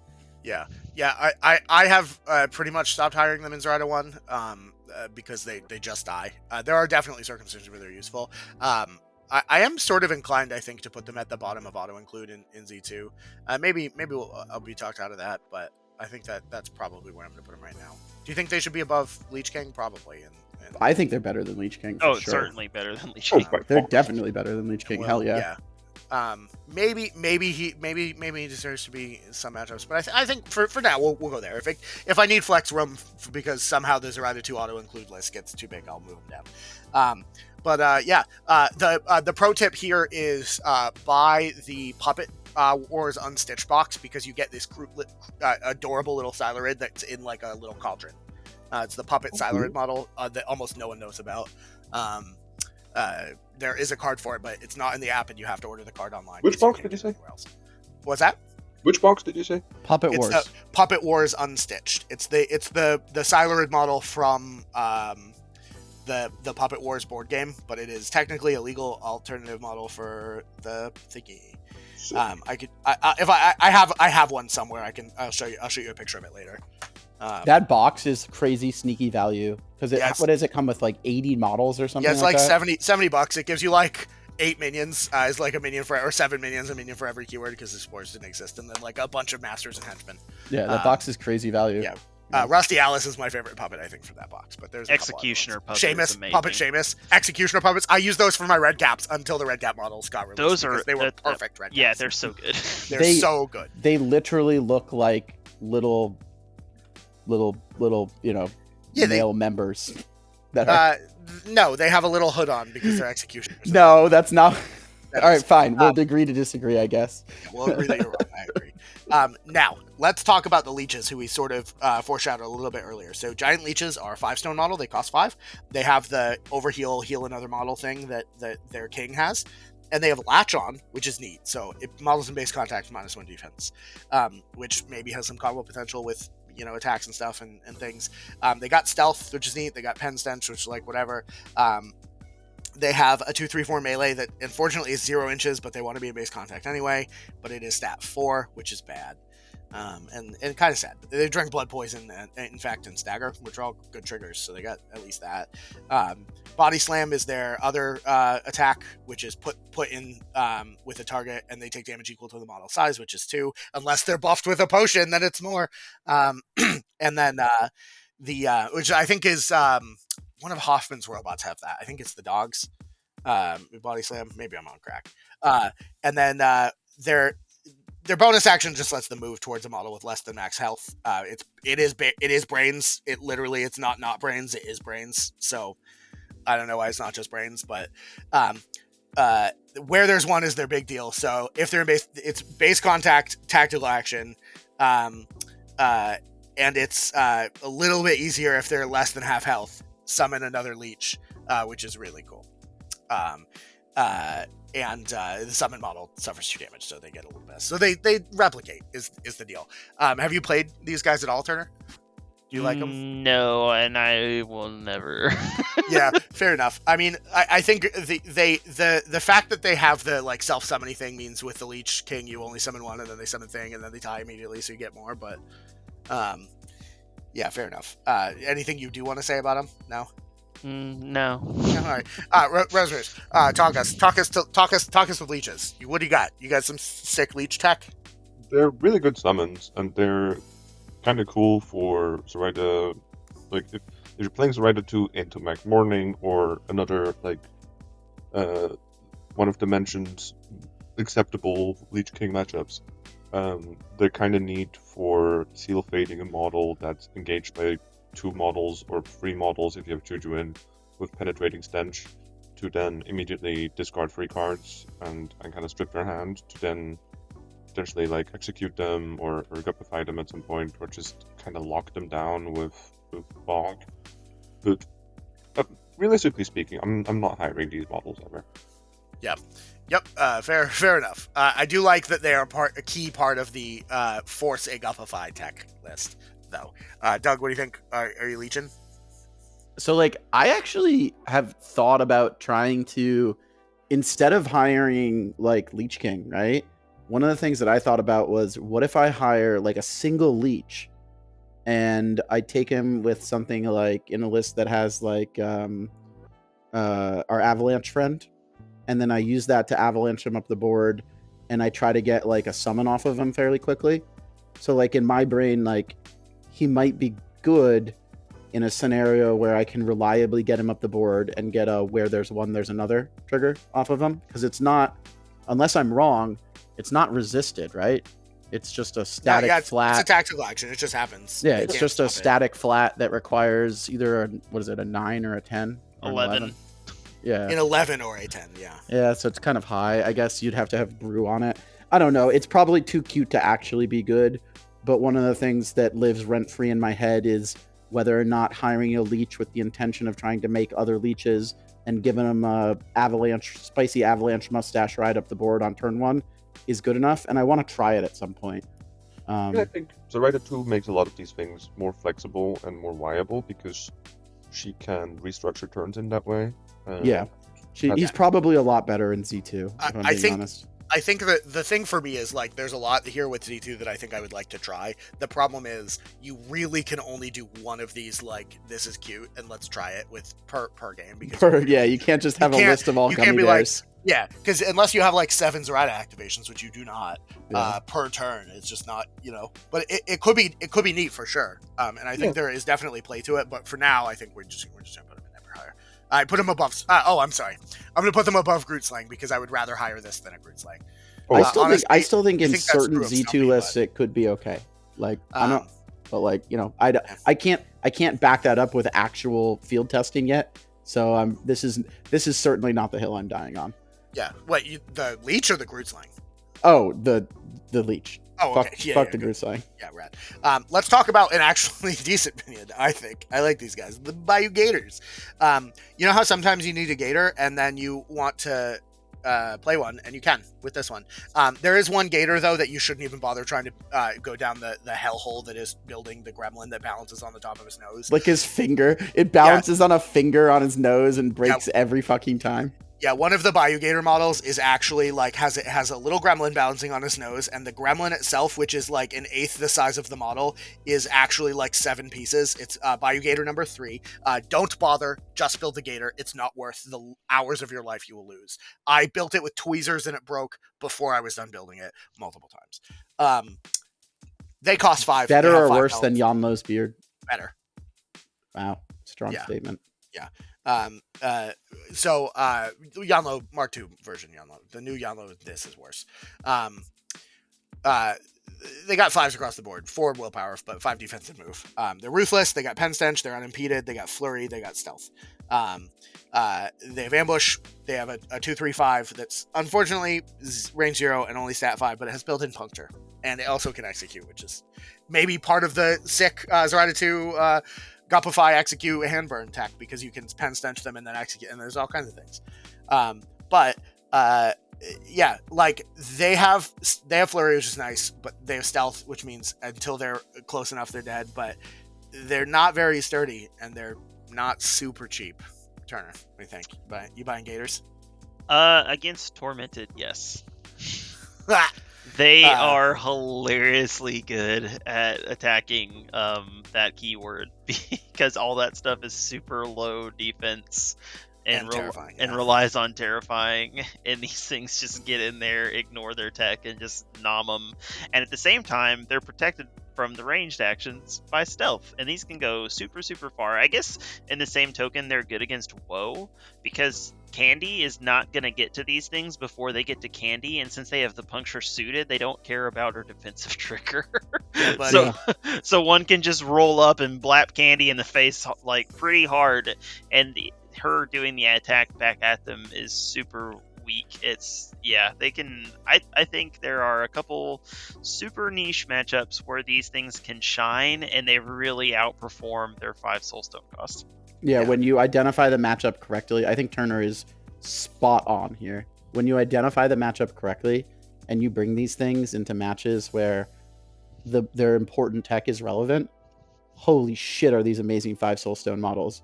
When you just like randomly decide to bring 3 Gators with you because they're Gators and you like Gators, probably less effective in my mind.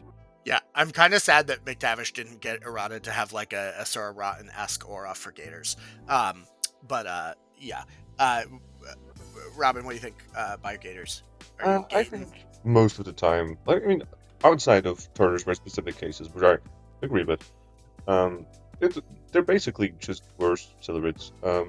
I think I'd always rather have a Silurid rather than a Gator. Except, of course, Richard, but Richard is a special case who we'll get to at some point. Yeah, you definitely need to meet my friend Richard. Our friend Richard, really. You always got to bring your friend Richard. Yeah. Yeah, I don't think outside of the execute list of the hand hate execute spam list that I am building and will run and somehow get to be good. They're not really a model I ever take into consideration. Yeah, fair enough. Doug, how do you feel about these Gators? I think they're tech. Like you bring them when their tech is good, and when their tech is good, they're super relevant. And when their tech is not good, don't bring them. Yeah.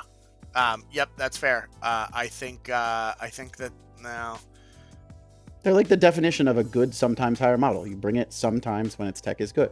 Yeah, I think there's a lot to be said in the terrifying matchups, and that's really where it comes down to. Like, you know, that's and also ruthless. Like ruthless is like having just flurry beaters, even if they're bad flurry beaters, and Z1 isn't the worst. Because I have literally had, like, speaking of our friend Richard, right? Rich from Danger Planet. Like, he's killed my master multiple times with a Gator. Yeah, he really likes the Gators. He plays like 3 Gators hard if he can every time. He's also just killed it with his my friend Richard summon off of Uncle Bog a bunch. Like, it's just like sometimes a ruthless stat 5 with built-in puncture, it gets there. Like, sometimes it does, you know. So I think these guys are sometimes higher, and they're good when their tech is good, and when their tech isn't good, you probably don't bring them. Yeah, for sure. Let's talk about your next minions that you got. The Waldgeists, you know the kinds. Also, pro tip here, get the Zoraida Halloween box, because it's significantly higher value than the normal box, because these are represented by the 3 Sanderson witches. Sarah Michelle Parker, Bette Midler, and Kathy Najimy. And so these guys are 6 stone minions. They get 6 health, armor 1, pen stench, planted roots, and abundant growth. So you get a free 50 mil Titania concealing severe underbrush marker with everyone that you buy. They have the same tangling roots that we've seen already with the Kurgan, and we'll see again with the big tree boys. And with the heave like displacement, which is neat, stagger and delay, they can make more of the markers, and they have ambush. So like they're not going to be super offensive, but they're kind of durable a little bit, and they're kind of slow, but they have ambush to make up for it, and they can ignore severe terrain. Turner, how you feel about them? They're Geists. Unless I'm playing GG all and I want a really cheap ball carrier that can't be displaced because of planted roots, I am not hiring this. Yeah, we're about to hit GG5, so who knows? But any of the schemes and strats where planted roots has significantly more value, I think these guys value. I guess I should clarify for people that didn't play. Then a ball carrier is someone that holds your lodestone on the strategy corrupted ley lines. Yeah. I mean, I literally was playing Titania and Zoraida when that was the main GG. That was like when I played them mostly, and I hired them all the time. Yep, same. Nowadays, less so. Robin, how do you feel about the Waldgeists? These are the one minions I haven't actually bought. Like, I don't own these. I didn't bother. How did you get Zoraida without them? Sorry? They're in her core box. Not the old I core got box. the M2E Zoraida. Yeah. Oh. M2E has Silurids instead. Which is far better value, because, again, Silurids are much better than this. At scoring points. And by the way, if you do need a planted roots model that doesn't get that's 6 soul stones and somewhat sturdy, may I? Stumpy does not have ambush. Stumpy is a lot slower. This is true, but also, she is still, I think, has a bit more utility. I think. Well, in this scenario, the utility is I need to move from this. I need to move forward. Yeah, I need to move from here to there, and 3 inches is pretty big. Yeah. I mean, she has Beau Peep synergy, which is just not irrelevant, but it is kind of irrelevant because I'm not playing GG all very often. Yeah, and I'm playing purple, so I don't have Beau Peep. Can you imagine if Neverborn got access to Beau Peep? That would be so stupid. I think the whole jockey keyword should be dual faction. Emissary. I'll take a good emissary, and you can have Beau Peep. No. I do not accept the trade. Nope. Trade offer declined. No. I think they're hot garbage, and I would never ever play them. I've gotten this has been a slightly hot take in the Play Word Discord at some point, but I do not think they're good in any situation. Yeah, I think they're pretty bad. Outside of being a ball carrier, like Turner is right. Like when you need to put a fucking ley line marker in that little dude's hands and like scoochy booch him up the field, like yeah, he's good.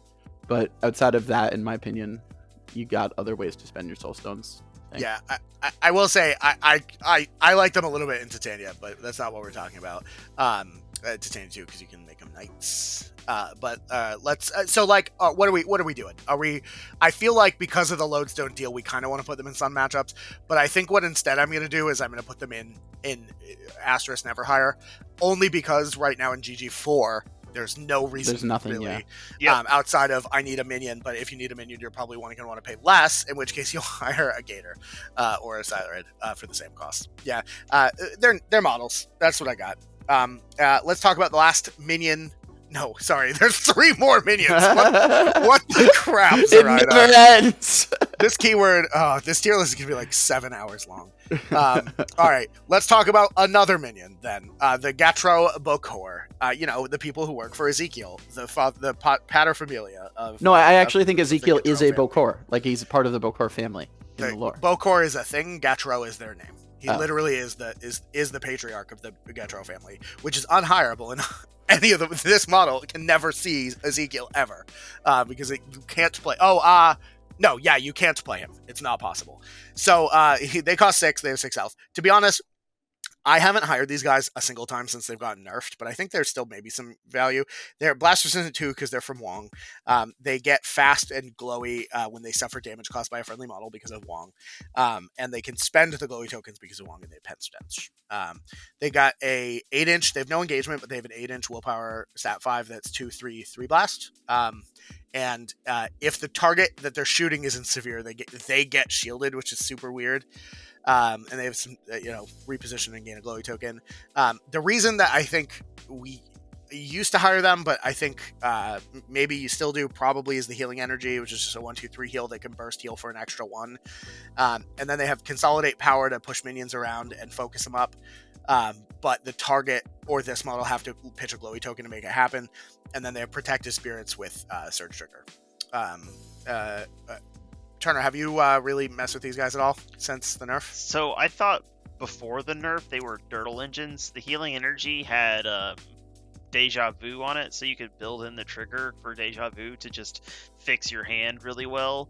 And they also had Obey, so you could Obey chain things, so you could obey them. Obey your Obey target with Zoraida, and then Zoraida could obey the Bokor to obey the same thing, because the once per activation restriction is limited to the action, the model taking the action. So you could double obey something like that. And I never took him then, and then when they nerfed him, they absolutely murdered it. And there is literally no reason to hire this thing at all. Well, if you didn't hire him before, wait till you see how we fucked him up now. Yeah, they buried these things, and there's no reason to hire them. Yeah, unfortunately. I feel literally exactly like Turner does on this. I think before they were cool Dirtle engines, and now they're just kind of underwhelming healers, in my opinion. But, maybe your mileage will vary. What do you got, Internet Walrus King? Lukewarm garbage. I do not think... I keep forgetting they exist. So, I had to look what they do again. Basically, no. Yeah. We have, even if you say you want to hire the Wisp models in Bayou, and there's some synergy there, that frankly it's A, it's not enough. B, we have multiple significantly better healers. Yeah. So no. Yeah. I think I agree. it's bad. Yep, unfortunately. The new look Gautraeux Bokor is not very good, I don't think. Yeah, savage. Well, don't hire these. Cool No, models. this is They're fun to Swampfiend. build. This is Swampfiend, not Savage, Brandon. Yeah, savage.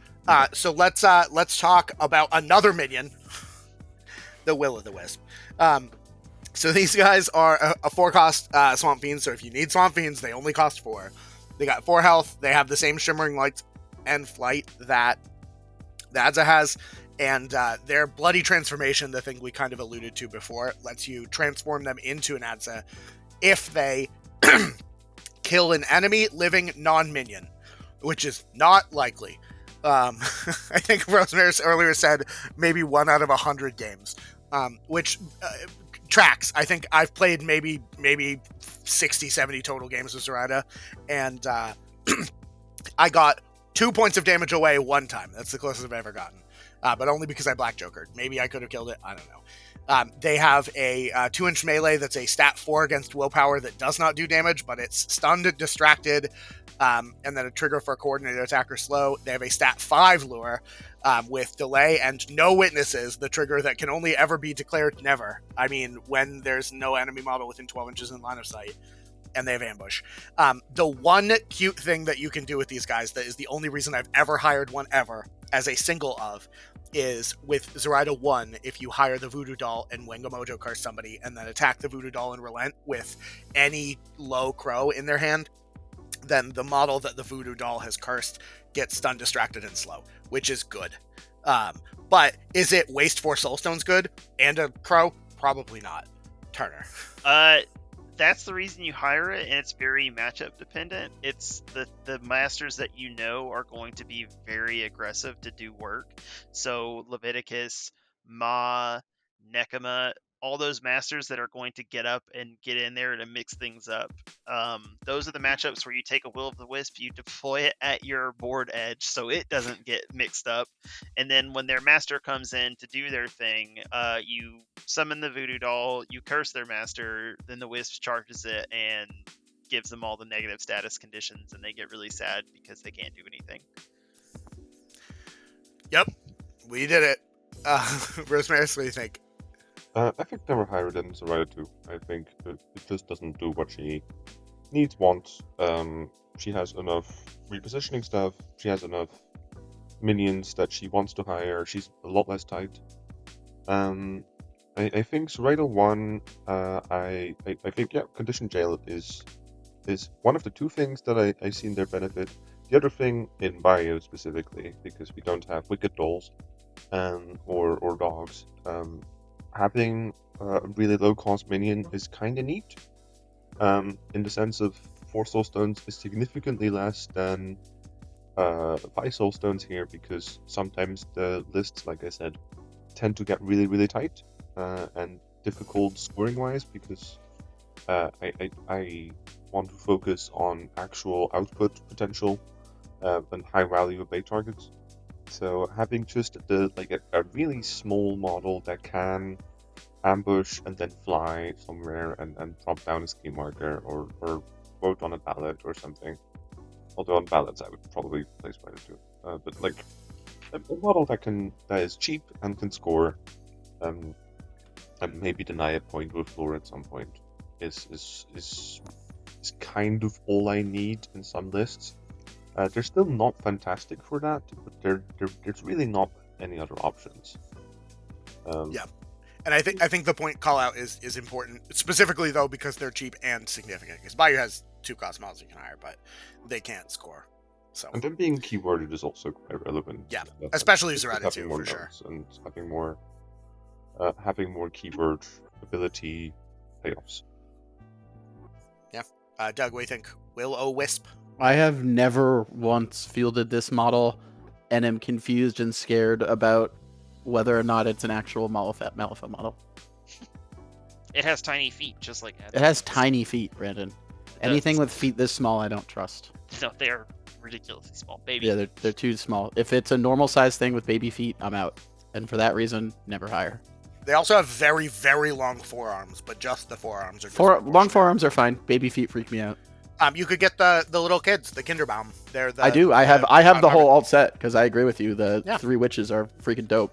They come from a different box, so that's not strictly speaking relevant, the witches, but yeah, they go together, so you might as well. I just think the theme of that Trick or Treat Halloween one was dope. That's why I bought it.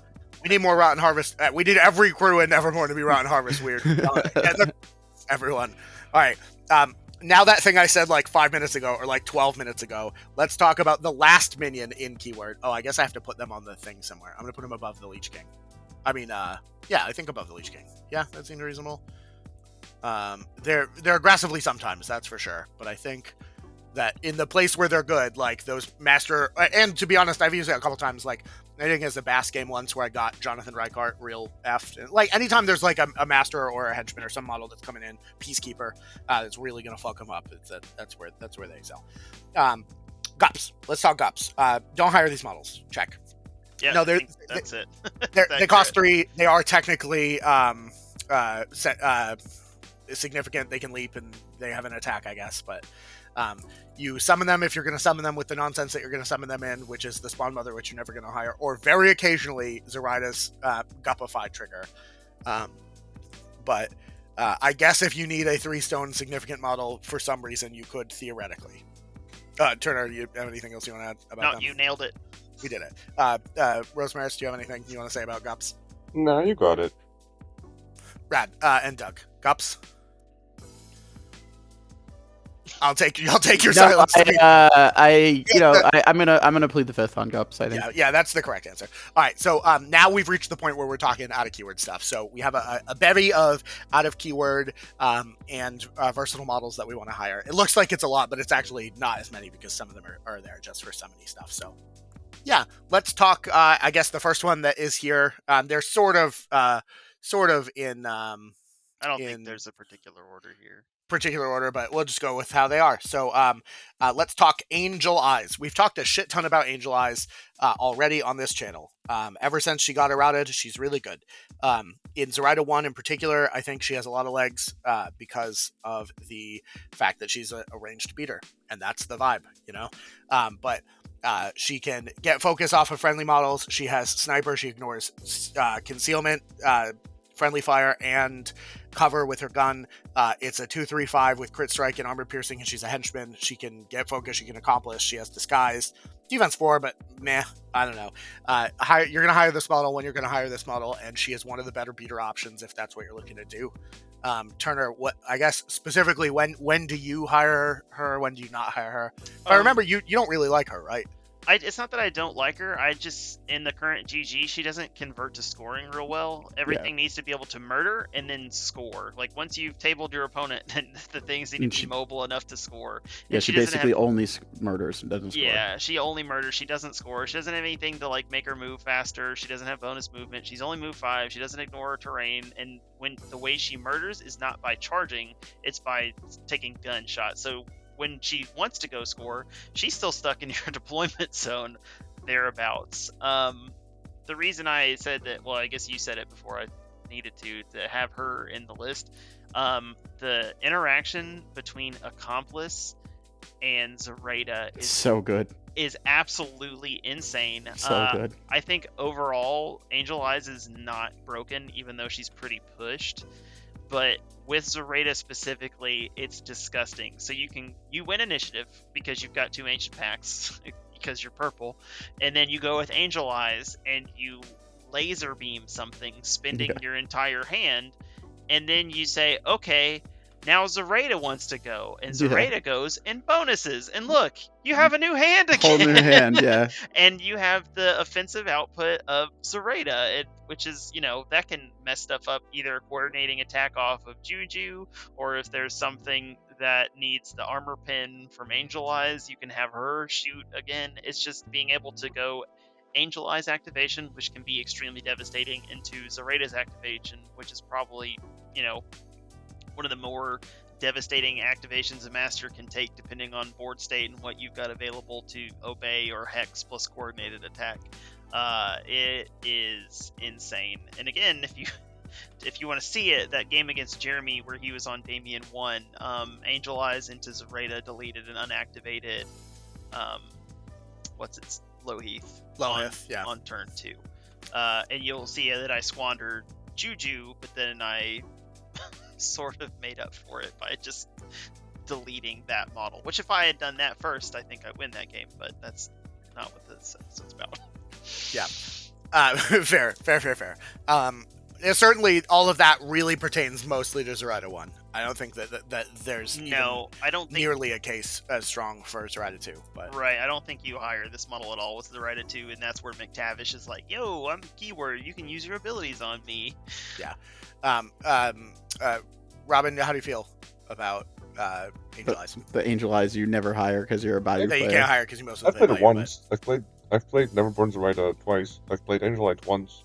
She's nice. I like her. Yeah, I think she's good. I think everything Turner said are the important high notes of this model. Model is good.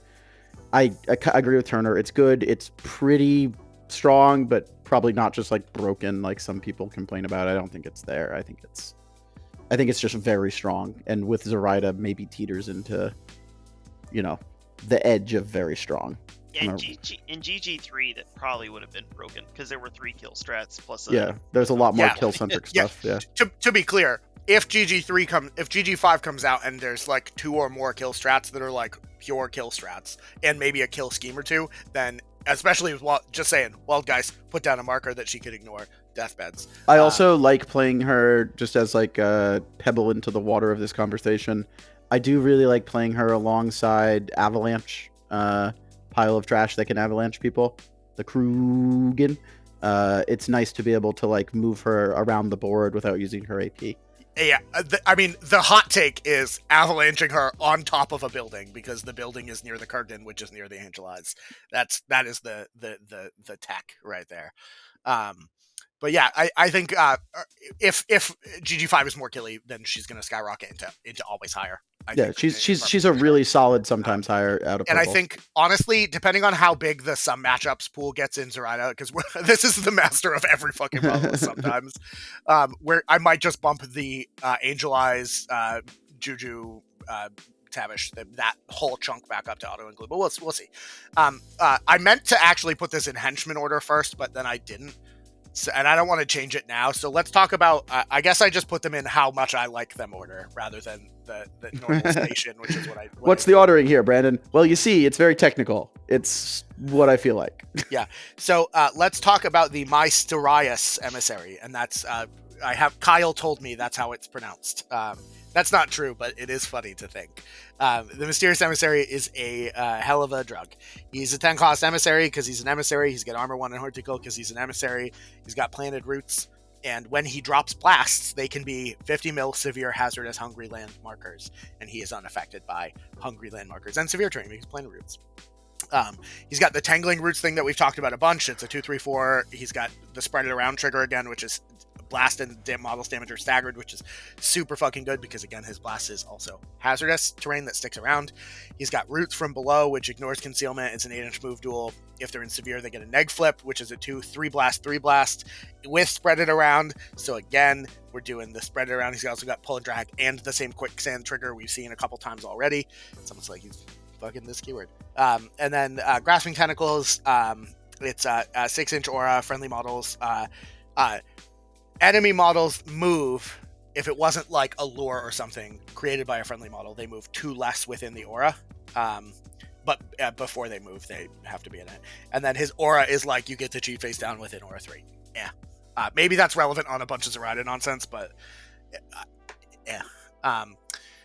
Turner, how often are you mysteriousing an Emissary? In this GG, less than I was, but its synergy with Zoraida is just so high, mostly from the way Roots from Below interacts. Once you've landed that first successful attack, either hitting moderate damage or the tome to get a blast, they're on negatives to resist. When they're on negatives to resist, they can't cheat, which means you can put a bunch of AP through the Mysterious Emissary, through obeys and stuff, and then you're spending cards on them while your opponent can't, and then you can use Zoraida's bonus. And you get a new hand, and they just discarded whatever they were holding, and that's their hand now. They never got to spend the first one. People are probably, if they're not familiar with the way this model works, they're scratching their head at how a Tin Soulstone model only has a 2/3/3 damage track on its gun. But the Spread It Around and the Hungry Land markers are just the most absurd things when they stick around the table. I think there was a picture I shared from the DPGT where someone saw all the 50 millimeter bases that I had on the table, and they knew. They were like, "Oh, are those all Hungry Land?" Yes, they are. Yeah, because you're like in sorcerer obeying this thing to basically go Roots from Below. Yeah. And sometimes the land be hungry. It can end games on wedge deployments. If you hit this thing with a burnout obey, so it gets fast and can declare triggers on its second action, which it can't from Ensorcel, and just make it walk, and then it's standing right outside their deployment zone with 3 AP, and they haven't done their unpack yet. Yeah, you're just blasting and staggering everything, so their unpack is screwed, because wherever they're standing, they're taking points for doing whatever tacticals they wanted to do. Any extra movement stuff they had going on, they can't do it, because all their models are staggered, and they're not going very far, because again, it's staggered. It is insane. It's the Danny DeVito meme where he has the guns and he's like, "So anyway, I started blasting." I'm hiring this on usually wedge deployments and I guess standard. Our flank it can get there too, but it's got to be pools where you know where the opponent's going to be, because you want to like walk with this thing once and then from that point blast on, just be taking aggressive actions. This is one of the most aggressive models in the game. It's so ridiculous, and his insane synergy with like half of Neverborn is cracked. I think the grossest one isn't Zoraida, though. I really think it's the stacking hazard is bullshit on Pandora, but I don't know that that's strictly better. I think it just is grosser. Being able to get extra APA through this guy is very, very strong, and I think that there's a lot to be said where if movement shenanigans and killing models and just generally being a nuisance is super important to the GG, his stock goes up. Robin, what do you think? How do you feel about this Emissary? About this Emissary you've never played? I feel such furious rage that you get the Emissary and we have the fucking lucky Emissary, which is a nightmare to build, a nightmare to like play, and just terrible. I would like. If there's a faction that it's not that bad against, though, it's got to be the marker removal faction of Malifaux. It is. Right? We have a better time of it than most, but it's still fucking impossible to kill. Like it's the best emissary. Like there's no contest. I have played this model once. I went to a tournament in France. It was a team tournament, and we picked keywords, not factions. So we got 2 keywords. I played Zoraida, and I played what was the other one? We were playing all Nightmare Crews. So I was playing Zoraida and another Nightmare Crew. And Zoraida is I played in Neverborn, and so then I played the Emissary once for my first game into Nexus, and it was the only thing that saved me from absolute destruction and made me tie on its own. And it absolutely obliterated his deployment zone with basically nothing you could do about it, and it stopped him absolutely running away with the game, despite me not having played against Nexus ever and getting absolutely expect anything she did ever. So I would like the Emissary, please. Yeah. So TLDR, Robin, how do you feel about this model? I'm jealous. Yeah, I'll give you Bo Peep and let's say Big Brain Brin. Like, you can have Brin. I don't mind. Like, I'm good. That's hilarious. That's really funny. Yeah, this guy's good, Brandon. I agree with the 2 others, I think. Yeah, I think that's fair. That's where I'm going to put him. I'm not putting him below JuJu. I think that's where he goes. Maybe I should, just because it's like the block. I don't know. Turner, where would you put him? I would put him above Angel Eyes, but after the other 3. Yeah, okay.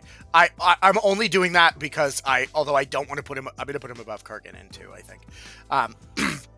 I guess maybe I'm not, right? Because Kurgan gets it. Kurgan gets the juice, and he doesn't get the juice because he's not the moose, and only the moose something. I had another bit. This model comes with his own rum ham. We did it. That was like a weird joke that Doug made like 5 minutes ago. It's fine. It's Danny DeVito. It's always me. All right, let's talk my favorite bullshit nonsense out of keyword hire in Zoraida, and it's one that I've been doing since the get-go of my Zoraiding. She's the best. This model kicks ass. So this lady unfortunately lost her beloved. I was going to do a weird bit. We don't have time. Point being, Widow Weaver. So she is a henchman from the Nightmare Crew. So she costs you 9 stones. She's terrifying. She's got Feed on Fear. She can teleport to markers that she makes. And she can, theoretically, Stuff of Nightmares is a thing, but it probably isn't in this. And she counts as puppet while hiring. None of that is relevant. She does have a 2/3/4 poison with a really, really strong displacement effect. It's insane. She has Terrorize, which is really good, which has pushes away. It's enemy only, but like whatever. And she can make her markers as her bonus action. The reason that I think we have her in the tier list more than anything else is to talk about her interaction with Zoraida 1. Although I guess theoretically you can do it in Zoraida 2. Careful Assembly. So she gets to summon a puppet model, a Neverborn puppet minion. So there are of cost. No, it's just any Neverborn puppet minion. Of which there are 3, which we'll talk about as we go, I guess. But basically, the TLDR is that when Zoraida's totem dies, because it's a construct and it dies as a function of it, it gives you a scrap. Normally, getting scrap is like the trick with Widow Weaver and getting the puppet engine started, but because Zoraida makes it for free after she activates the first time, you then take that scrap and turn it into the puppet that you need. In most cases, the generalist premise is that you're going to be getting a Stitch together because they're the best puppet, but they have... Red caps are good too. Red caps with their anti-scheming can be really good sometimes. Yeah, we'll talk about that when we get to them. But that's the general bit. You know, the Stitch together have Lucid Dream, which lets you remove cards from your deck permanently. You can cheat with them with their min 3 willpower duel from 6 inches away, and they have an okay melee as well. They're 6 health with armor 1 and feed on fear, bloated stench, so they can poison people when they get melee attacked. If they fail their willpower duel while engaged, like gamble for your life, for instance, they get to heal a little bit, and they heal if they kill something with their very strong attack, which is why they're kind of the preference. Red caps are also super rad. Red caps are 5 for 5 health with armor 1, and they have rush, so their charge is super good, and they can get some shielded from some of their actions. They have a 1-2-3 attack that's not great, but it has crit strike, and then Trail of Gore is super relevant on a summoned model because it lets you remove an enemy scheme marker, and then you get a free walker or attack. And then also, like, theoretically you can summon Wicked Dolls with them as well, but generally speaking, Wicked Dolls are there for scheming, and you don't get to do anything with them on the turn they come out, and they are never going to be available for any of the strats. But they can run around and drop scheme markers after and interact and stuff. But the Widow Weaver puppet engine is like kind of a unit as itself. I'm going to put all 3 of the puppets in Never Hire because I don't think you're ever just hiring them. Yeah, you want to bring them on. But that's kind of the Widow Weaver puppet stuff. Turner, have you done any Widow Weaving puppety nonsense, or is that not really your Zoraida vibe? I think you should talk about the Weirdwood here too, because it's the super dirty thing. Because you're bringing Widow Weaver because she can summon off of the scrap generated by the Voodoo Doll. And you can use the Weirdwood's front of card ability that when a marker gets removed within 6 inches of it, you can drop another copy of the same type of marker. So Widow Weaver can just first turn immediately summon 2 stitched. So this is which is nuts. Either a 9 or better of masks, or just any 9 and a soul stone. So you basically make it so that the Widow Weaver and the Weirdwood are greatly reduced in costs, and both of those models are good for their costs anyways. The Widow Weaver is a super mobile schemer and can do all kinds of denial shenanigans with the Into the Dream Web trigger. She can also throw Zoraida if you want to, which is not something to sleep on. Eating your Zoraida 10 inches if you need to is great, but the tree itself is also a really mobile schemer that's survives way better than its cost would have you suspect. And this is something, again, in that Jeremy game where the summon stitched together had a huge impact on the course. I think anything that was as close as that game was, despite my cock up early on, and that's versus unnerfed Damien 1, that's insane in my opinion. The stitched have more synergy here as well, because once you Wang a Mojo curse something, a Voodoo Doll attacking the stitched can take its trigger where it deals itself damage and takes the action again, so you're dealing points to them. But when you're hitting the stitch together, you're also gaining poison from bloated stench, so you're doing a point and giving them a poison, which is another point at the end of the turn. So you can actually put a lot of damage, unresisted damage on something just by hitting a summon stitch together. And then the red caps are there pretty much if you need to do some anti-scheming, because they can remove a scheme marker the turn they're summoned with Trail of Gore, which is unique to things. Summon models can't usually interact, but Trail of Gore is not interact. So being able to do that the turn of that's summoned is what's important. And I don't think you ever summon Wicked Dolls. Yeah, so the Carnivorous Weirdwood upgrade is definitely a thing that you can do. It's not necessary, but I think definitely talking with them together is the right thing here. So for 17 points, you effectively get you're getting 12 points of models for free on turn 1, nearly guaranteed. Yep. And is that really 17 points? Is it not? Granted, you're out a lot of keyword stuff. But it bears I think, if nothing else, experimentation. But I really like having it. I haven't yet gotten to Weirdwood it, but that is absolutely the way that you play this. And it gets so once you've gotten 3 stitched out and they're lucid dreaming every turn, you've basically removed all your weaks by mid turn 3. So it makes it that every time you're using the wheel, your hands are just that much stronger. Because I've played it twice now. Both times I was like, this is disgusting. Never do it in a casual game, because you're just going to be way up on what your opponent's doing. Yeah. All right. So I guess then where are we? Rosemaris, I don't know. I assume this is too deep in the purple trench, really. But have you woven awesome. some widows? Nope, I have not. But it sounds awesome, and I am jealous. once Rosemarius is like that Squidward meme where Squidward is watching SpongeBob and Patrick run around and have fun, and both SpongeBob and Patrick are just Turner, and Rosemarius is like, if only I had access to all of this awesomeness, you know? Yeah. Wild. Fair enough. Doug, thoughts? How do you plead? I mean, everything that Turner said is accurate. Yeah.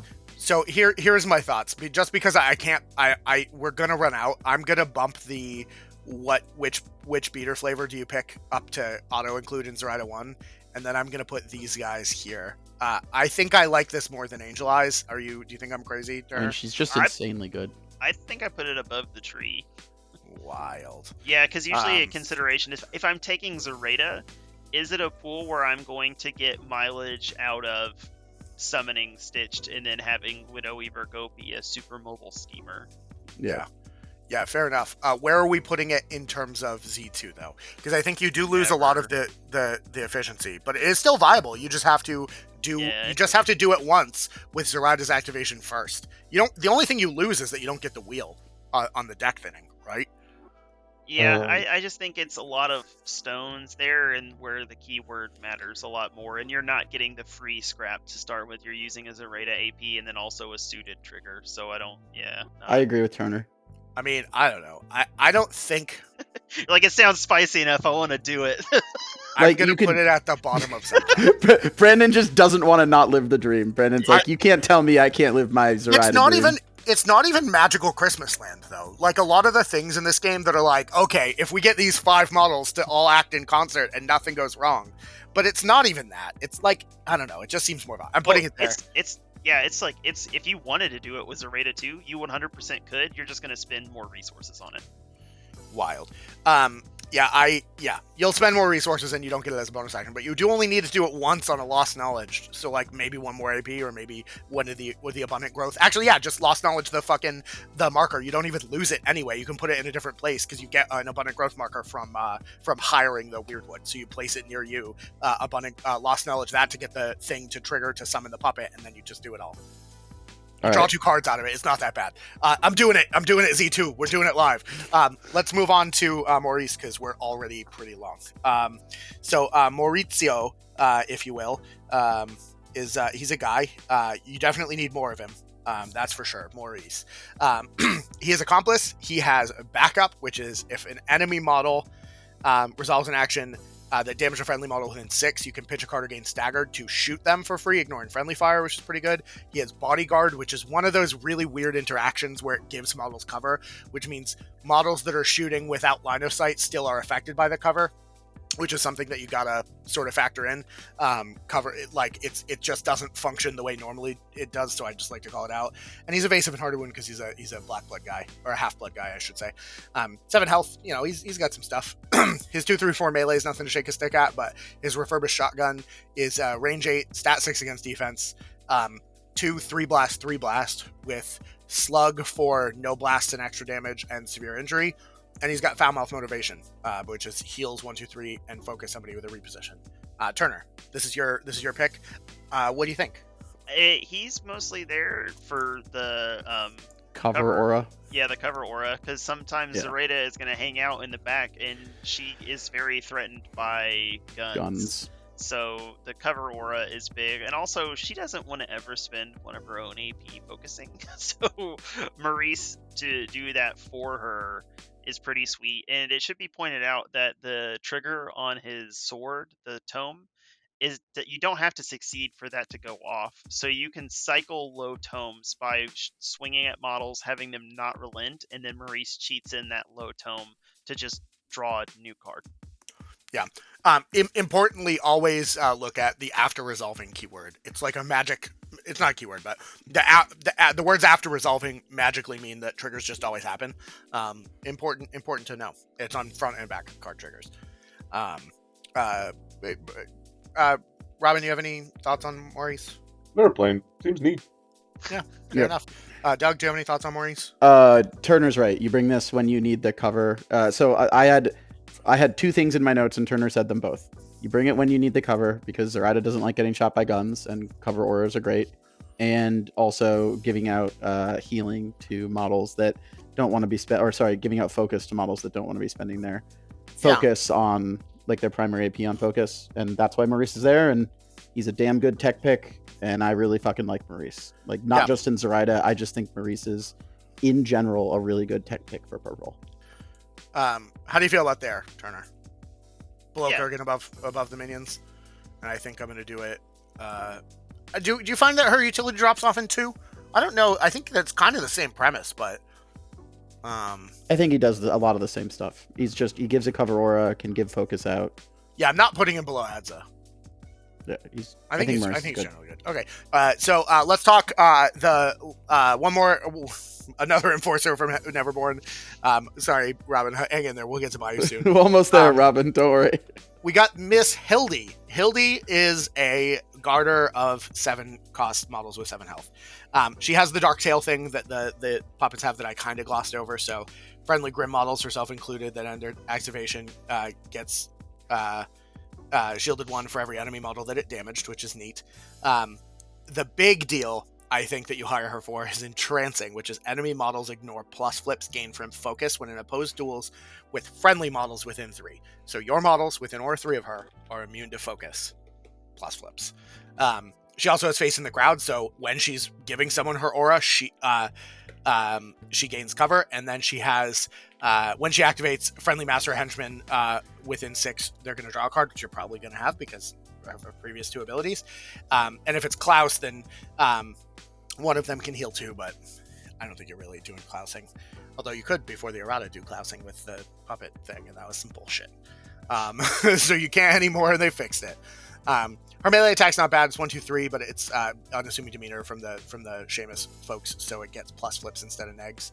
With My Eye, she has Take by the Hand, which is a really, really strong ability, which again lets you scoot Zoraida up the board, move 3, and then move her 3 with some neat triggers. And then her tactical action pulses out a TN13 move duel or pushes enemy models 4 inches towards her with some triggers. Turner. Yeah. How do you like her? You like Hildy? I think I've seen you play Hildy a lot. Oh yeah, I rate this model super highly because of the no focus aura. Even though she doesn't really have defensive tech, that's all she needs. She just lives because of that. She's impossible to one shot. She's always going to take more than 1 AP, and she doesn't really play front until you've kind of thinned out what they've got going on. And she's just an extra card as well. So it's the movement from Take by the Hand, or also unassuming demeanor if you've got the low pro. So you could like poke your own guy in the eyeball for 2 damage and push him 3, which that's oftentimes all the movement you need, coupled with Take by the Hand. And she, again, just an extra card to draw in that aura.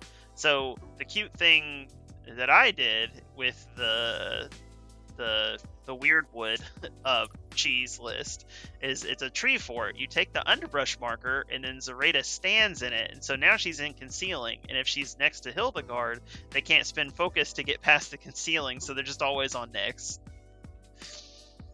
She's also probably one of the best anti-tech pieces against Seamus 1 in the game. Yep, Seamus it's really fucking annoying to play against her when your opponent is on Seamus, as the Seamus player that has had to play into her a lot.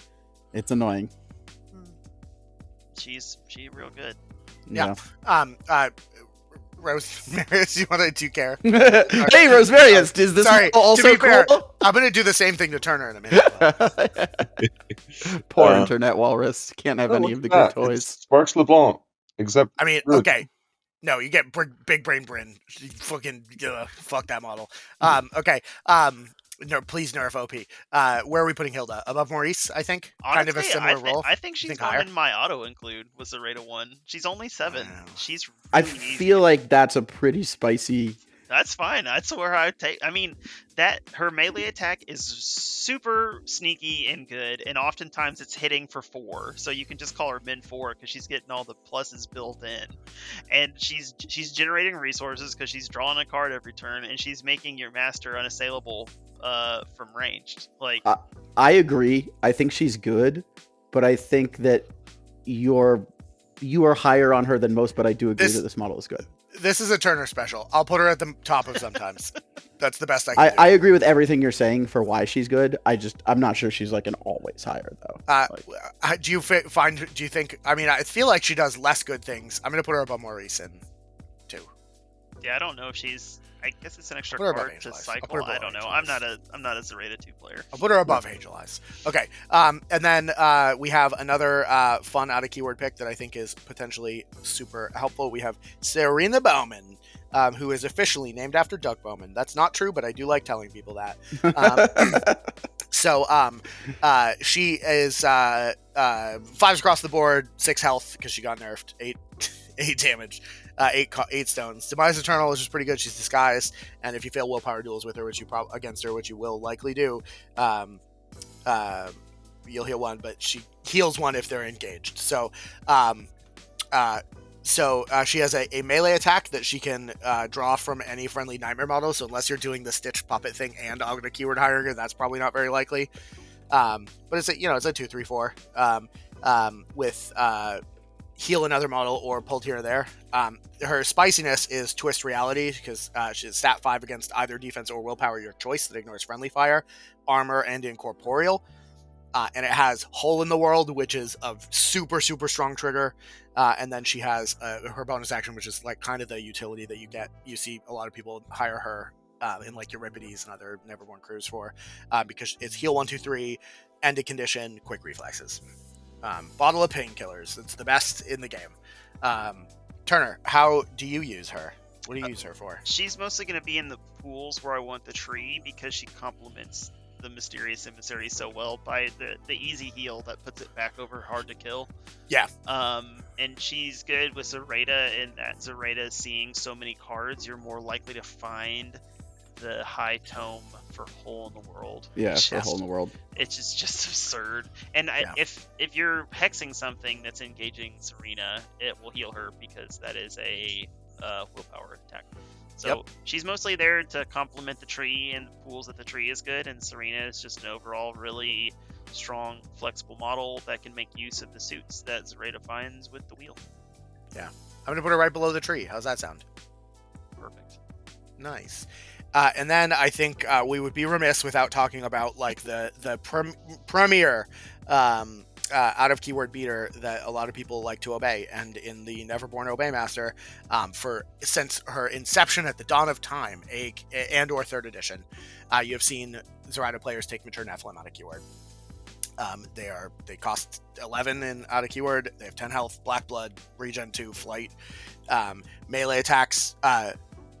Targeting them can't be cheated, which makes them very survivable against melee, which is where they will be because they fly and will eat themselves down your face.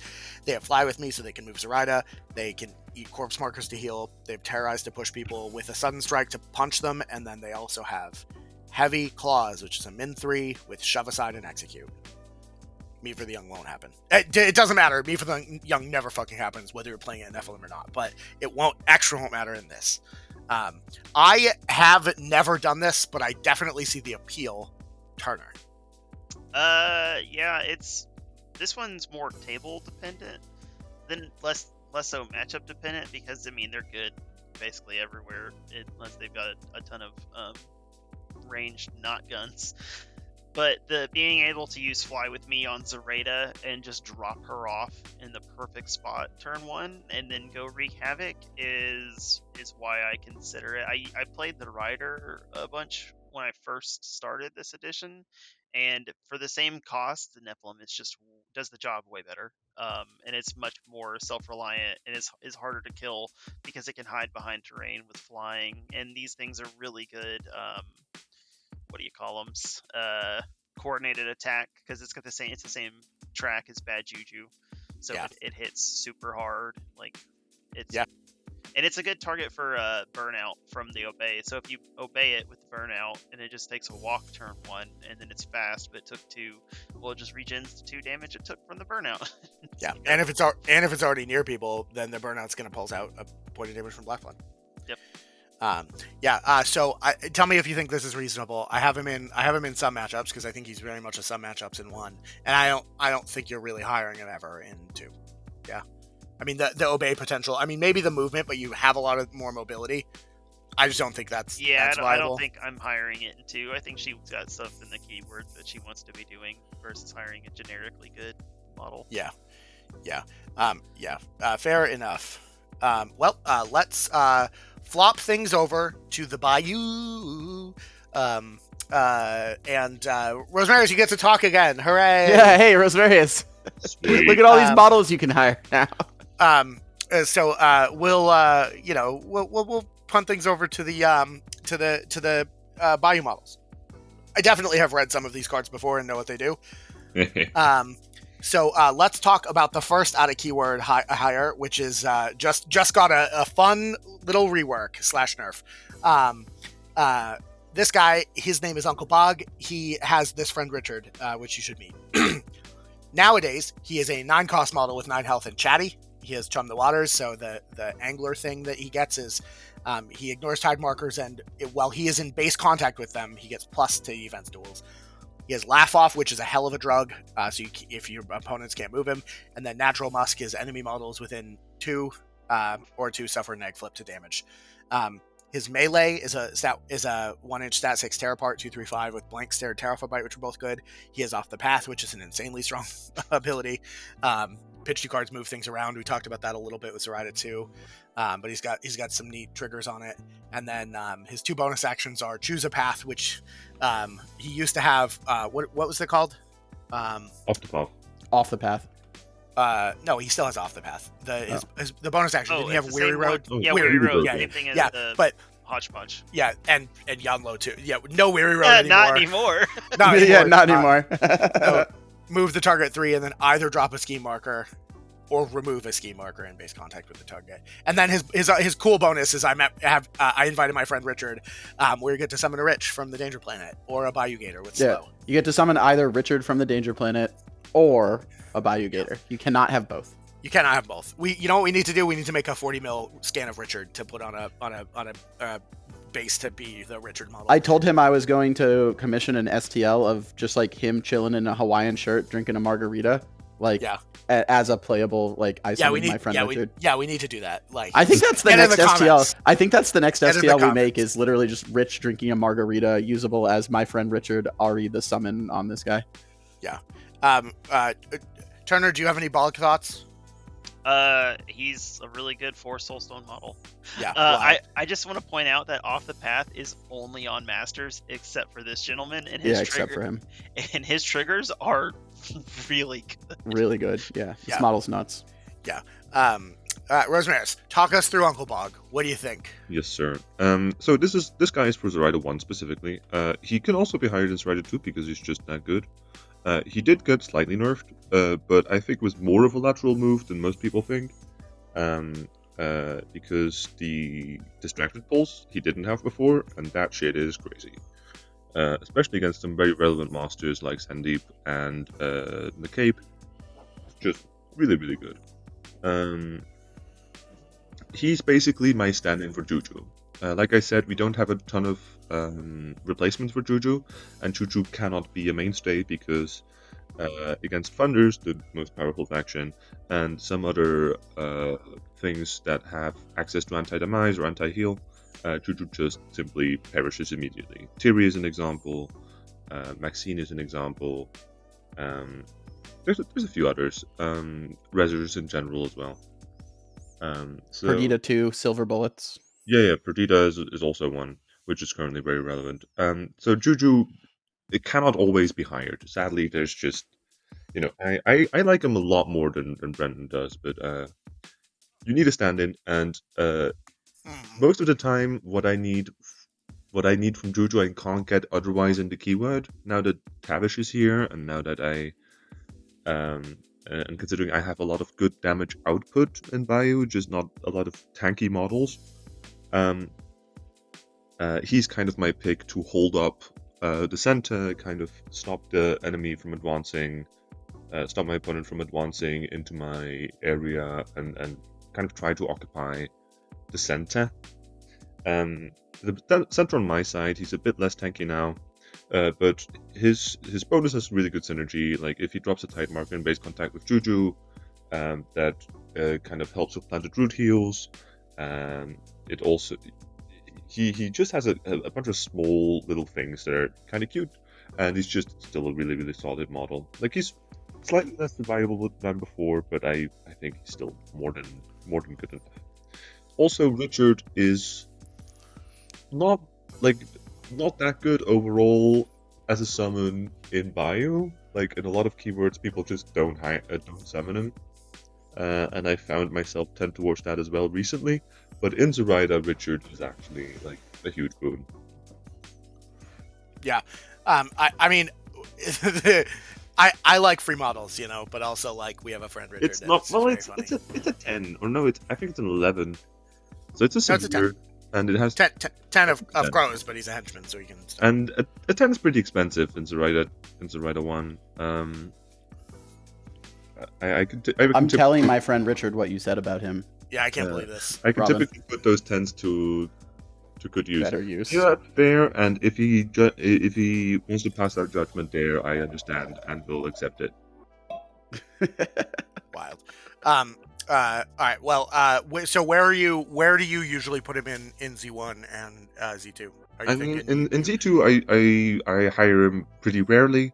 I think he's specifically good tech versus McCabe and some other like movement shenanigan, like versus McCabe, Zip, Sandeep, a number of other like stuff where his tech is specifically relevant. So pretty low there on sometimes, and pretty high on sometimes. I think right next to JuJu, not right next to JuJu actually, but like solidly in the middle of sometimes in Zoraida 1 as like my default go-to if JuJu's not here. Yeah, fair enough. Okay, I'm gonna put him. I mean, realistically, this is like right smack dab in the middle of the Neverborn out of keyword hire, so I put him at the top of some matchups in Z1. I definitely agree that he makes more sense in Z1. Speaking of things that make more sense in Z1, let's talk another. Oh, Doug, actually, do you want to talk about Richard? No, you're good. I think you're good. I think everything Robin said is on point. I think the biggest thing that I just want to agree with him on, so we're kind of presenting a united front, is that the rumors of this model's demise were far exaggerated when people saw that he got a little bit of an adjustment. I think a lot of the adjustment was totally fine, and this model is still awesome. Yeah, I mean, I don't think they definitely nerfed him, but like, it wasn't severe, and like they needed to make him more in tune with reason, and I think that he was too much. This model's good. This model's straight up good. Yeah, I mean, definitely strongly hireable. Let's talk this lady. She's the riding the piggy. Her name is Bo Peep. I believe that she has lost her sheep.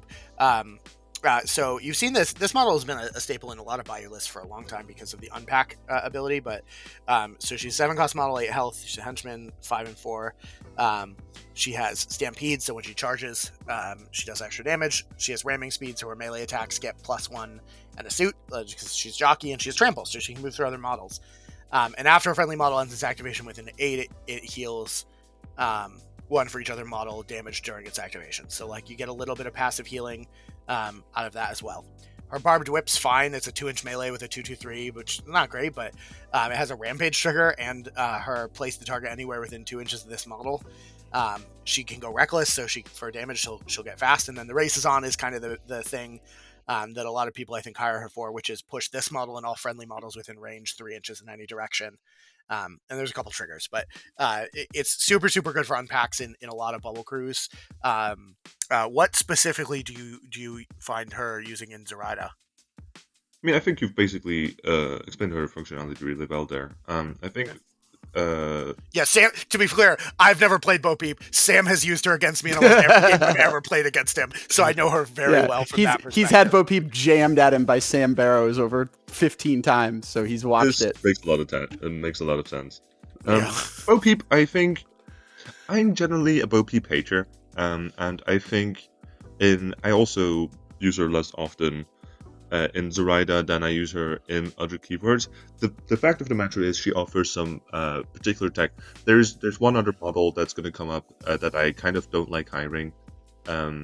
Actually, even less than this one. But the point is, there are some. Bayou has a lot of like very specific tech effects, like or tech support effects, and Bo Peep has like a combination of two that I think are pretty relevant for most keywords for particular playstyles.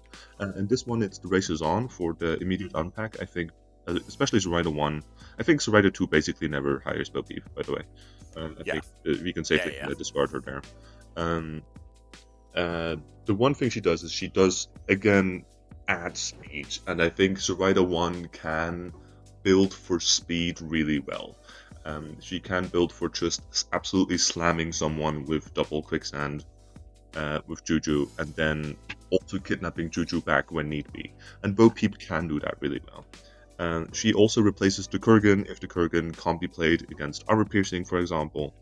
And I do think the healing ability is quite relevant because it gets higher value the higher sort of soulstone cost and the higher amount of life you get from it. So if you're playing quite elite lists and you're in a more bubbly environment, so GG3 I think I would play her a lot more often in Zoraida specifically. If you have a bunch of elite models that you're trying to get value out of, her passive heal in a really quite large aura, it's aura 8 on a 40 mil base, and you have a bunch of giant bases around. If you can get her heal off, JuJu can just heal 5 in his activation with no effort except hitting stuff.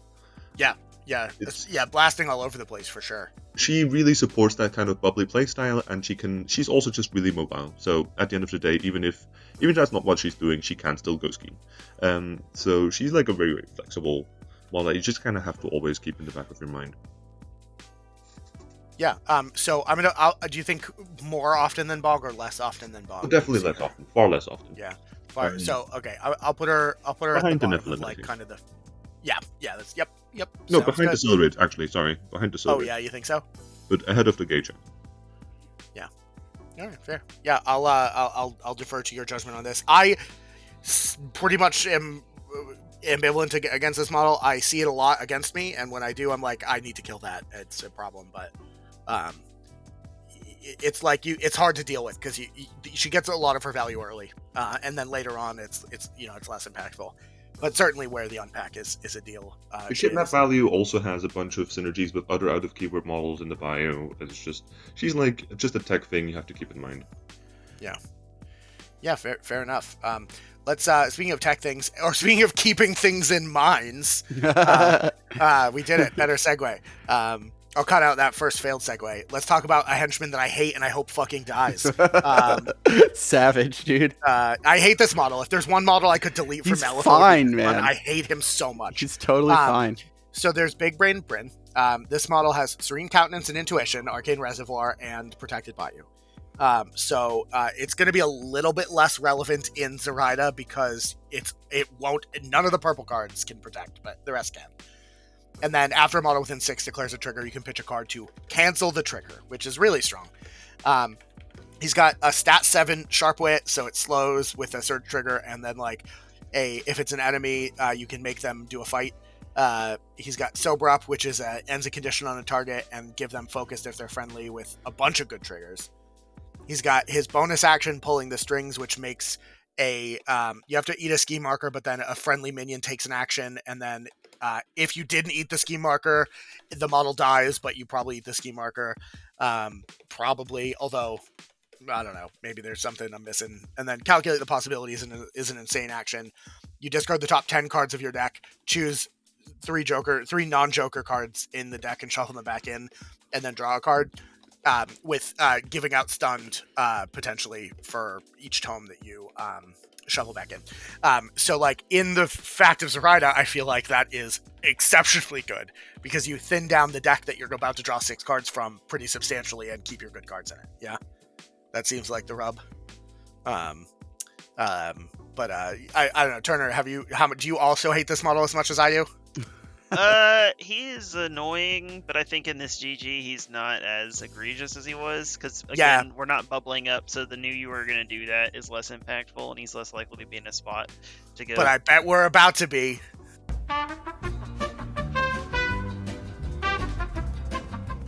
For the YouTube censors, obviously that was not a sentence we just said. Please don't nerf our fucking video reach because of this, okay. YouTube. I'll cut this. This absolutely will not be cutting it, but that's fine too. I will cut this because that was a little dark even for me. Robin, what do you think, Bryn? How do you use him? My sympathies go out. I do think Bryn. I mean, you basically said the main value points. I think the Bryn is specific matchup dependent usually.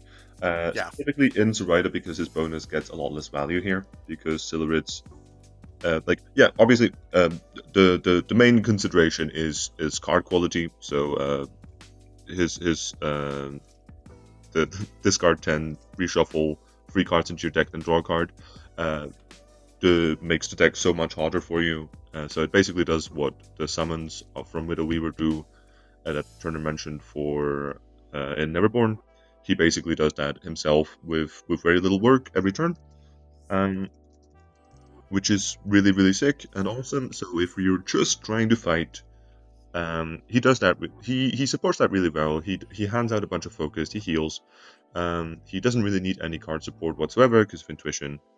So he's just a very kind of efficient model. I do think he has to be relevant otherwise. I do think you need the condition removal or the marker removal or the knew you were going to do that, which is most often going to be the one that is actually relevant. You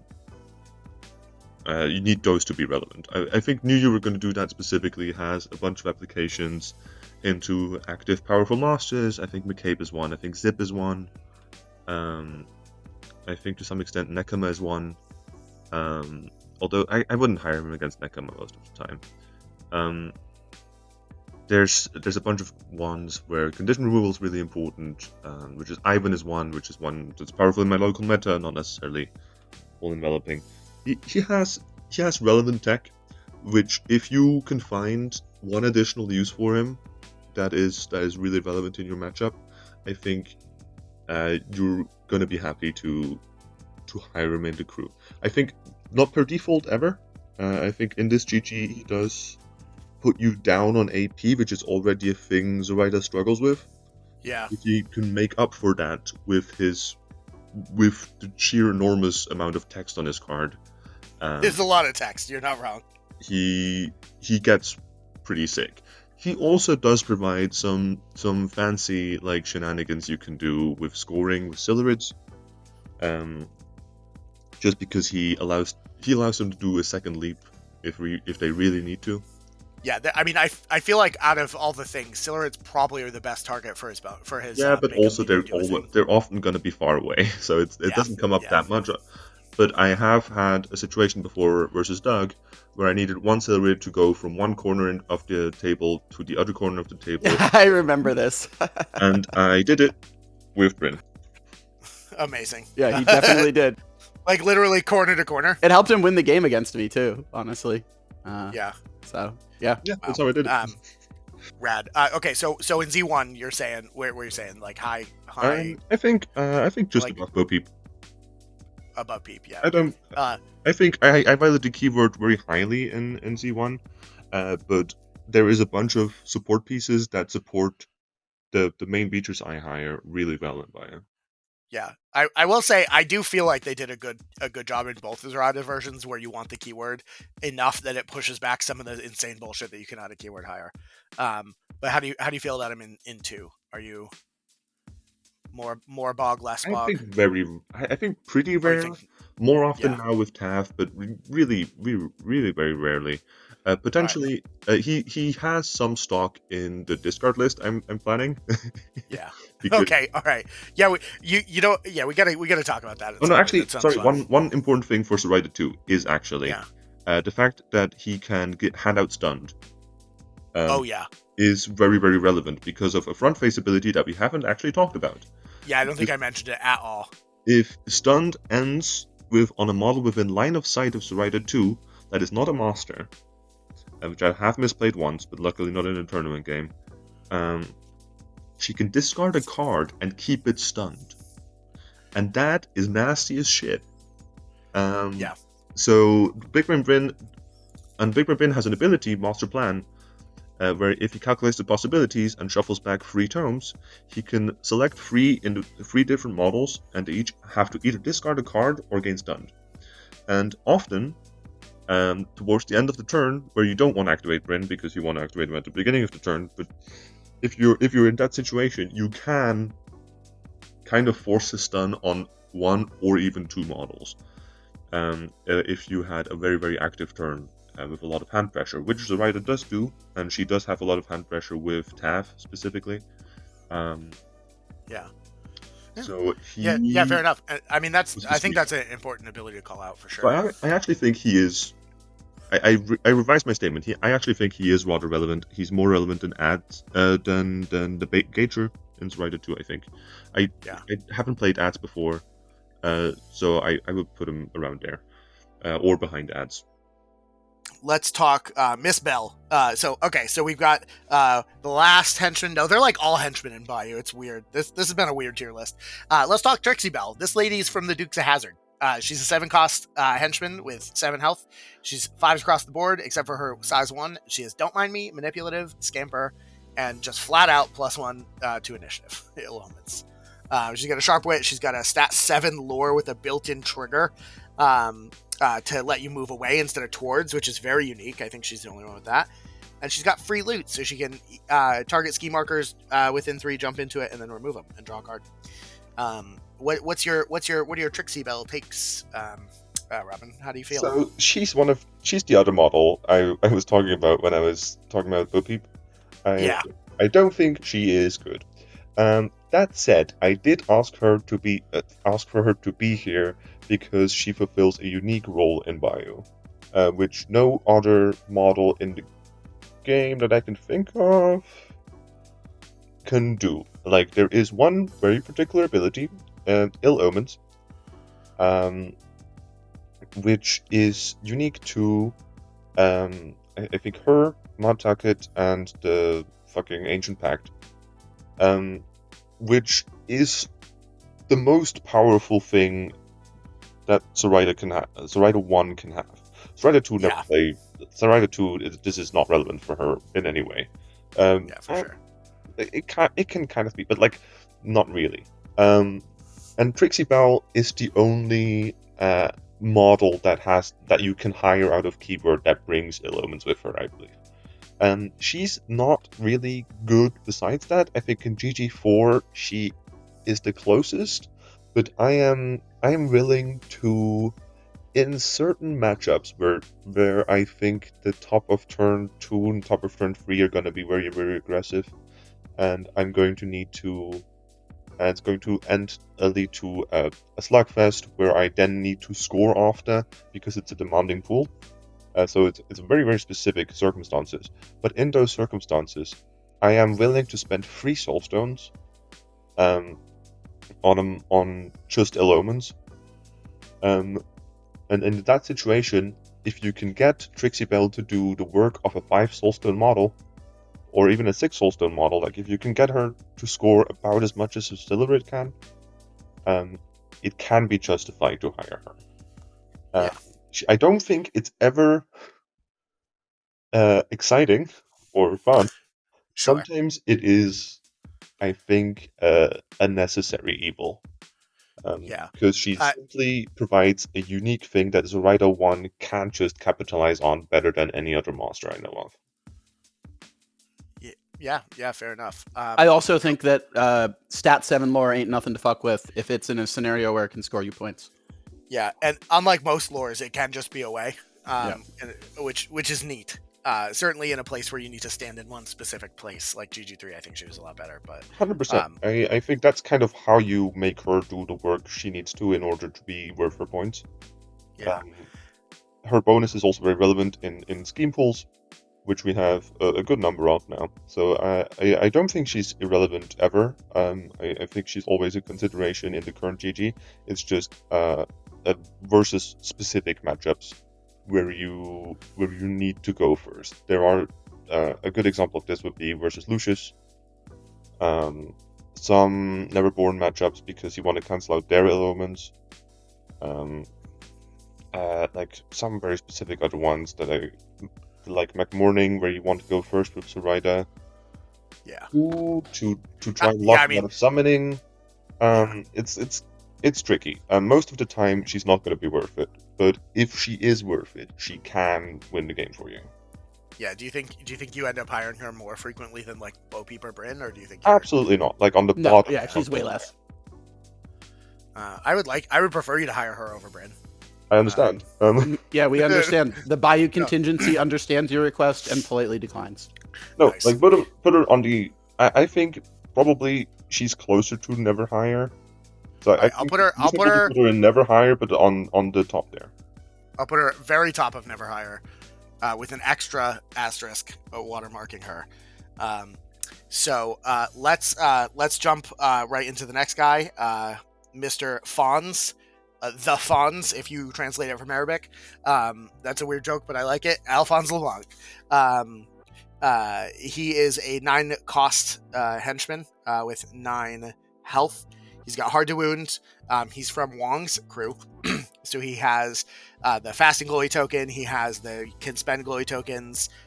In this case, it's infused body, so it's to reduce damage. He also has the one where he can add suits or flips. Or no, just suits, right? Just suits. Just yeah. suits. And then he can just kill terrestrial terrain for some reason, and he's blast resistant. So he is one of the kind of archetypical beaters that you see in Bayou a lot. He's a min 3. He's got sweeping strike, so he can build in the tome even easier than most henchmen. He is one of like 4 models in the game with Hurl Corpse, but he also has Toss, which is an insane action. It's unfortunate. We'll have to channel the Pope on this one because it's his favorite thing. And then he has Growth Spurt. It's like a mini potion. He gets his own, and it has Search. So what are you hiring him for in this niche? Are you doing it for beater stuff in 1 or? Only in Zoraida 1, Zoraida 2 is I play Zoraida 2 pretty faithfully in keyword with like 1 or 2 exceptions.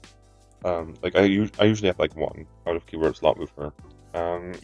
Which is gonna be taken up by like specific tech pieces. Sure.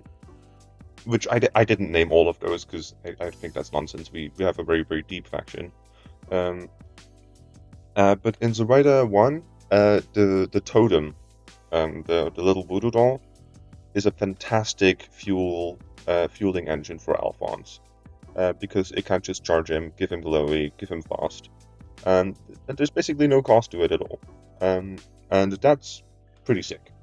He also Toss is very relevant for speed again. I think Zoraida 1 can be played very aggressively. I've mentioned this many times before, which means people are probably gonna take that away more than I wish because it's very risky to play her speedily. But the fact that you can threaten it, already forces the opponent to really respect that when deploying and when playing around it. And also, like I said, Bayou doesn't have a bunch of good replacements for JuJu. There are others, like Mancha is sometimes a consideration, Bash is sometimes a consideration, but they're also like situational. Alphonse is kind of neat because he's really independent with the doll. And his attack is one of the best in the Bayou. He's easily free AP, and all of the free AP are usually going to be good. He has solid tech. Like he's like the stand-in for the beater that I would hire instead of JuJu. I always think of him. So good too. I always think of him as access to Toss, good beater, synergizes with Totem. Yeah. Do you think that he's in that sort of like? Do you put him in your Z1 Brown beater slot as like an always, or do you think? I think I put him.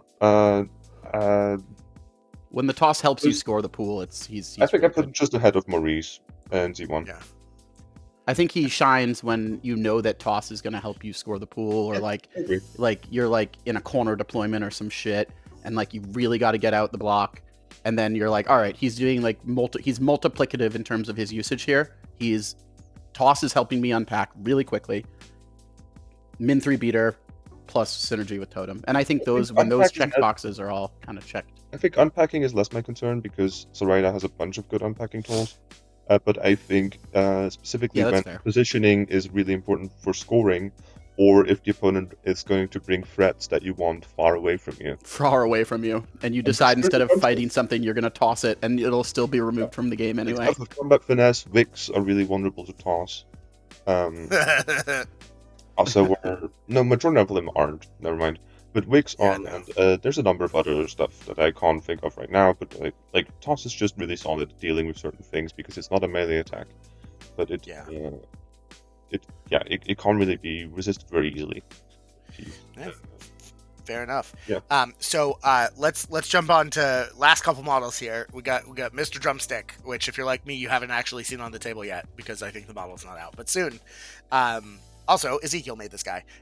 He raised the bird. So he is a stat 6 cost, 7 health model. He's got kind of low stats, 5 and 4 because he's Bayou, but he's pretty fast, 6 movement. He's got the defensive trigger Squeal. He has Bayou 2 card because he's the big hat jockey, and he has flight and ramming speed. So +1 damage from charge and can add a suit. His melee attack for his ramming speed is a stat 5. 1 inch 2, 3, 4 with heave and rampage, which are both really, really good triggers that you can build in on the charge. He's got falling skies, which is a 10-inch shockwave for move 13, 2 damage, that you can push the model's damage by it. And then his bonus action is take a damage, summon a Bayou Gremlin in base. Take a damage, summon a Bayou Gremlin in base contact. What's his? Does he have any cool Zoraida stuff that I'm not thinking of? Swift correction. His bonus action is take a damage, draw a card eventually. Take a damage, draw a card some point. Specifically, the drumstick is good when Jeb is in the crew, who we're going to talk about later. I mean, he has rampage, he has heave, like you said. Heave is really good. Kidnapping stuff into JuJu range or into Wangamojo range is really solid. And also specifically, he's very good GG4 tech because of Burn to a Crisp on his Falling Skies. Yeah, Burn to a Crisp kicks ass. You can't just deny a corner scheme, which is just good. It's solid. He's just a generalist, good model that has specific synergy with Jebediah and the Kidnap version of Zoraida, which we're gonna talk about more with Jebediah. I think. Yeah. I mean. The fact that you can build in the heave on the thing and displace by 5 inches, plus 5 inches, 40 mil, 4 inches plus a 40 mil, is really strong for a 6 cost model. So with the context that you're hired, this synergy exists much better with other stuff. Probably put him in sometimes. Is that kind of the vibe? I think most of these picks by nature, and Rosemary, tell me if I'm way off base here, but kind of by nature of being a brown boyo, most of these picks are gonna be true sometimes match up with specific use cases, right? Absolutely. I think ahead of Beau Peep, though. Yeah. Brin? Between Brin and Beau Peep. Ahead of Beau Peep? Yep. Sir, and spicy. How do you... I Just do not below Brin respect on her. in 2. Where do you think he loses? 2, I value him less, bottom of sometimes. Yeah, fair. So, oh my god, there's still 2 models left technically because the Haberdashers are summoned. But we would be remiss if talking about Bayou without talking about Beau Fishbocker. He's probably the better Beau, quite frankly. But Peep sees more play. But he's a 7 cost model, 8 cost because he's got a keyword. He has 7 health. He has Deep Discovery, which is the Maxine thing, where he can cheat with the opponent's discard pile, and he has Rams or just 9s flat up if they're less than 9. He also has the Showboating from Zip, and he can push 1 inch in any direction after a model within 6 cheats Fate. No, he pushes the model that cheats Fate within, which is once per activation, but it works on friendly and enemy, which is just a lot of movement. People cheat a lot. His attack is a 2-inch melee with a shit ton of blasts. And doesn't do much damage, but staggers anything it damages. He has Lead the Way, which is an okay movement ability. It's not the best, but Plenty of Wares is a 1-2-3 heal that can heal for an extra. And his bonus is target a non-hazardous marker, and it's hazardous until end phase. So he's just, generally speaking, aggressively versatile. Where do you usually throw him in I the Z think list? more than Brin, Beau is probably the most powerful model in Bayou. Oh, I fucking hate playing against Beau Fishbocker, and I sell out to kill him for sure. But he just hasn't rubbed me the wrong way. I think Beau is like just truly fantastic in any situation where you're trying to fight. I would probably put him just below the Silurid. Because he's fantastic if you are trying to control the center point, which you're still doing often this GG. Like, it is a more positional and more spread out GG, but the center point, like, holding the center is still very, very relevant. So he can just add that extra healing to get JuJu from kind of fragile to actually pretty chunky, because then JuJu is healing at 3 points in the turn. He gets extra value off of pretty much any of the like powerful central models that replace JuJu. He's good with the Kurgan, he's good with Brin, he's good just kind of on his own. What's also important is hazardous terrain, which we're going to come to with Jeb. He's just, it's kind of hard to describe why Beau is so fantastic. He's just like, because he's Beau. Every word on his card is just so good. Everyone. Also, there's a bunch of like range 2 stuff bullshit in the crew, so if you like attack JuJu and you cheat, I can push you away and then you can no longer attack JuJu. The other way around, if I attack you twice with JuJu and I cheat on, you don't cheat, and I cheat on the second one, or even if I just do it once, then I can push myself out of range again and ambush away, and I'm suddenly in a place entirely. Like, he has some really ability. Just getting some reps on him and playing him in a bunch of places really sort of, you'll learn his utility quick. He does a lot of stuff. He's like very subtle. Best out of keyword model in Bayou play, like a long shot in my opinion. Yeah, literally, I think every Bayou player should own that box for sure. He's dope. Plus, Hip 2 is not the worst master, and you get him in the box too as a second master. And sometimes you just want to get lost in the Bayou. You know, it's a nice place to be. Yeah. What? No, come on. That was good wordplay. No, that was good. That was good. I'm trying to be like you, Brin. I'm trying to get my wordplay nonsense up. You know? Lost in the Bayou. I get it. It's on his card. I mean, look, I'm not saying that joke was a pit trap. Speaking of pit traps, Jebediah. All right, this is the last, kind of the final model. So Jebediah is brand new, and you're going to see him forever. Yeah, he's really fucking strong. This guy is an 8 cost, 7 health model. He's got 2 armor, Bayou 2 card, demise into a Bayou Gremlin. He gets a free pit trap after deployment, and he has Scamper because he's from Trixie, which is bullshit. It's fine. His 0-inch melee is stat 5. It's a 2/3/4 that does injured and puts the model in anywhere in base contact, which he's on a 40 mil, so that's kind of rad. He's got a pretty strong gun. It's a 2/4/6 with ricochet, and it's stat 6, which is pretty good. Scoot and Boot is his like neat tactical action. So target a marker, push into within 6, but push into base contact with the target. Which if it's not a blocking marker, you can push to the other side of it because it just has into base contact, and then push the target up to 3 inches in any direction. So that's a pretty substantial displace on him. But also you get to summon a Haberdasher if you have the ram trigger, and then ignoring hazardous terrain and then remove the marker. And he gets a marker for free, so you can sort of do it built in, but you can do it with lots of different things. And then very unique for a Bayou model, he has Ride With Me. Keep in mind he's size 2. So in Zoraida, that's not going to be super relevant because you can only ride with me lower size models, so size 1. And there's a trigger on his Ride With Me to make a pit trap. Talk us through, and he summons the Haberdashers, which I think are important. But they're little significant summony boys. I'll put their card up on the screen, but you can take a look.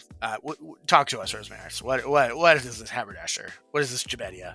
Alright, Jeb, Ride With Me is relevant on Jeb because it produces pit traps and because it's an additional move for Jeb. It's usually good enough. Yeah. He's another really good schemer from Bayou. His gun is also really dangerous if he has focus on, so he's not necessarily a very good assassin, but he's a very good opportunist. So if you present him opportunities to shoot something that's not in cover, and you focus on him, he can severe 6 something, and that's kind of nasty. As Turner said, that's kind of the sweet spot. Yeah, worth noting, just from a mechanical perspective, if you spend the focus on the Gatling gun, the ricochet trigger has a variable flip, which is also affected by the difference of the attack, and also it is a damage flip caused by the thing, so the focus plus flip will apply as well, I'm pretty sure. Correct. Yeah. So it's like, it's a 1-2-4, but it's like, it's some shit, guy. I agree. His mobility is really high. He scores really well. He's a good target for burnout because he has armor. But he's also a good combo with Brin if you want Brin. The most important thing he brings to the crew, to specifically Zoraida, is pit traps. Bushwhackers also do this for a cheaper price, but he just does more for the keyword because of the synergy with burnout and just having a better gun, being more in range. I call Jebediah the fifth rider, even though he's not really. There's a bunch of other riders, but he's the rider of hats, and that's kind of what counts for me, because he's in my cup. Yeah, it's a damn shame that he can't be higher than Seamus. He's the rider with the biggest, baddest ass hat. Other way around, I think Seamus should just come to the Bayou because of the hat. I actually hard agree. We should put Seamus in Bayou. 100% agree. Dual faction Reser Bayou. Make it happen, Weird. Let's go. Come on, Jonathan Weird. We'll we can save him or we can cure him. That's like the most toxic version of we can fix him ever. Yeah. And also maybe the most confusing. But the most important one is the pit trap. And that is for two specific reasons. I mentioned before that hazardous terrain is really relevant in Zoraida. The first and most obvious one is that with Ensorcel, you can have an opposing model charge, attack, and attack again into a specific spot. And if that specific spot has one or two hazardous things in it, each of them pings them 1 damage individually. And that's really, really strong. That's a really easy way to just kill a model without the opponent being able to do much about it, is if you have a pit trap there, you make somebody charge into it, hit their own model, take 3 damage, 3 injured, and then it's very, very difficult to save that model afterwards. Yeah. Plus they're beating on another model the whole time. Yeah, like you get value out of it most of the time. Positioning it is kind of tricky. Sometimes you just have to run into the pit trap on your own and then see what happens after. But what is more flexible is that Wanga Mojo lets you make a little totem where you this is the worst. I hate this so much. Walk into a little pit trap, and I have killed Raspy this way, and it was the most delicious thing I've ever done. Is I've put Wanga Mojo on Raspy. I took the little doll, I walked it into a pit trap. It took 3 actions. It charged into it. Attacked Zoraida, missed, and then took another action and essentially put 3 injured, 3 damage onto Raspy, and she died turn 1. That's kind of the use case.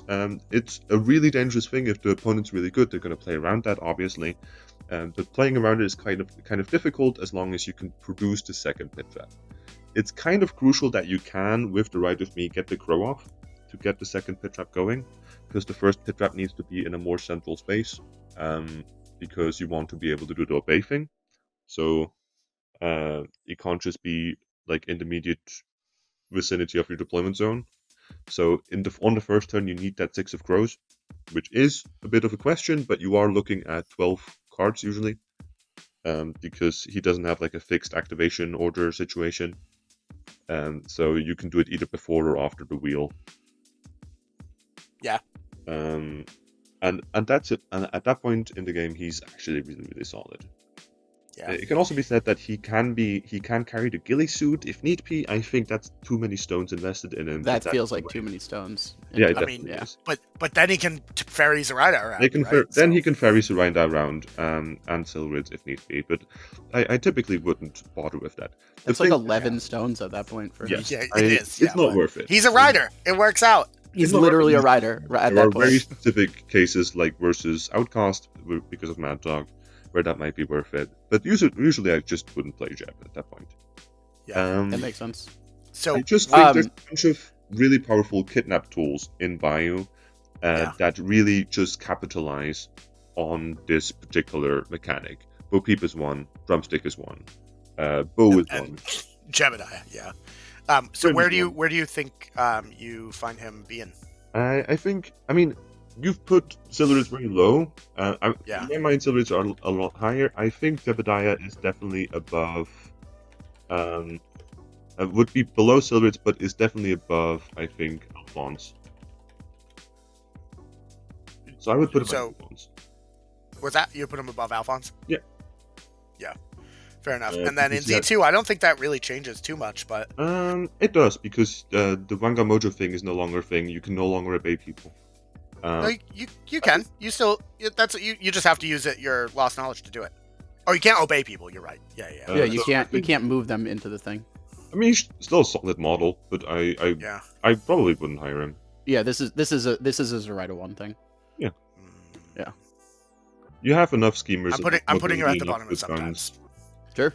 That has been the incredibly long Zoraida tier list.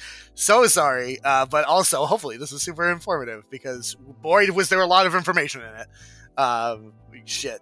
I guess ultimately, outside of waxing poetic about the rest of the stuff, I'd like to just thank Turner and Robin. Thank you so much for coming, guys. Turner, thank you for your expertise in the Neverborn. Robin Rosemaris, thank you so much for your Bayou. We could not have done it without you guys, and you are the best. Thanks so much. Yeah, no problem. Thanks for having me. For sure, absolutely, 100% check out. Or actually, I guess, Turner, do you have anything you want to plug? I mean, obviously, we talked Malifaux World Series stuff. Yeah, the MWS is currently in the top. Well, I don't know when this is going to air, but at the time of recording, the MWS is in the top 16, which is everyone that's played over the past year in points in a series of games. To not go too into the weeds about it, but the top 16 are playing right now, which is single elimination bracket to figure out who is the best Malifaux player in the world, with the asterisk that also plays on Vassal. If you're not familiar with the MWS, hopefully one of these gentlemen can link the Discord. Yeah, we got links in the Discord. We'll link the server in the Yeah, we have our server. Actually, I have the MWS news results feed linked into our Malifaux news feed. So if you guys are ever curious about standings or what digital presence Malifaux looks like, check out the MWS, please. It is the highest level Malifaux that's happening in the world right now, and the best players in the world play in the MWS. There's obviously a handful of players that don't prefer to play digital, but as a generalized statement, if you're looking for high-level Malifaux play, if you're looking for people that are very knowledgeable about this game, if you're looking for people that are very good at this game, that is the MWS. Their community is awesome. Turner is kind of the US contingent of the council currently. I could not recommend this organization more highly. You guys should please check them out. I don't have a physical meta. It's what's kept me in the game. I've actually traveled a bunch to meet people that I've met online, and the MWS is what's kept me playing Malifaux for multiple years. They're talking up the competitive side of it, but it's a really, really broad field. This past year, the average participation for each event was over 60 players. So after one or two rounds, even if you don't feel like you're the greatest, you're probably going to be playing on someone that's the same skill level, because it really does run the gamut of the best player in the world, but also the guy you would play a game with at your local every other week. But then the also cool thing is, if you have a question, the best player in the world is also in that chat, or in the chat for whatever faction, and you can just ask, I want to ask one of the best Ivan players, I'm learning Ivan. I want to talk to one of the best Ivan players in the world. Nathan, how do you play Ivan 2? How does this shit work? And he'll talk to you about it, you know? And it's international. It's not just the U.S. I'm the only person in the U.S. on the committee. It's New Zealanders, Polish, and Austrian. So it's all over the world. You should definitely check it out. It's great fun. Yeah. Thank you. Rosemaris, do you have anything you want to plug? Also, can I just say before we go, congrats on your super good finish at the Cartographer's Cup. We covered it a little bit in our thing, but we didn't tell you that in person. So congrats, you did super good. Great job. So much. Congratulations, Rosemaris. You're an internet walrus. Yeah. I mean, I want to plug walruses all over the world. And their lack of internet access, and that Yeah. it's a shame that you are one of very few walruses with internet access. I actually have this charity for donations for laptops for walruses. There's in Europe. It's currently the final tournament season of the year, and there's some cool tournaments coming up in December. Specifically, one in Dijon. For those of you listening from Europe, where there's still spaces open, not very many. And there's the German Nationals that are also coming up, and they're both in the first 2 weeks of December, and they're both already looking pretty active and cool. And there's already a bunch of interesting pulls out, some special rules for Dijon, and it's looking like a good turnout. So if you're in the area, and you've never been to an in-person event, those are going to be active and well visited and well catered and organized events that you can come to at your leisure. If you have we'll try to track down the Longshanks for those, Rosemarius. Do you think they'll have those Longshanks up at some point, like the event links? Yeah, or the event link somewhere. I can link them to you later. Okay, cool. Yeah. Cool.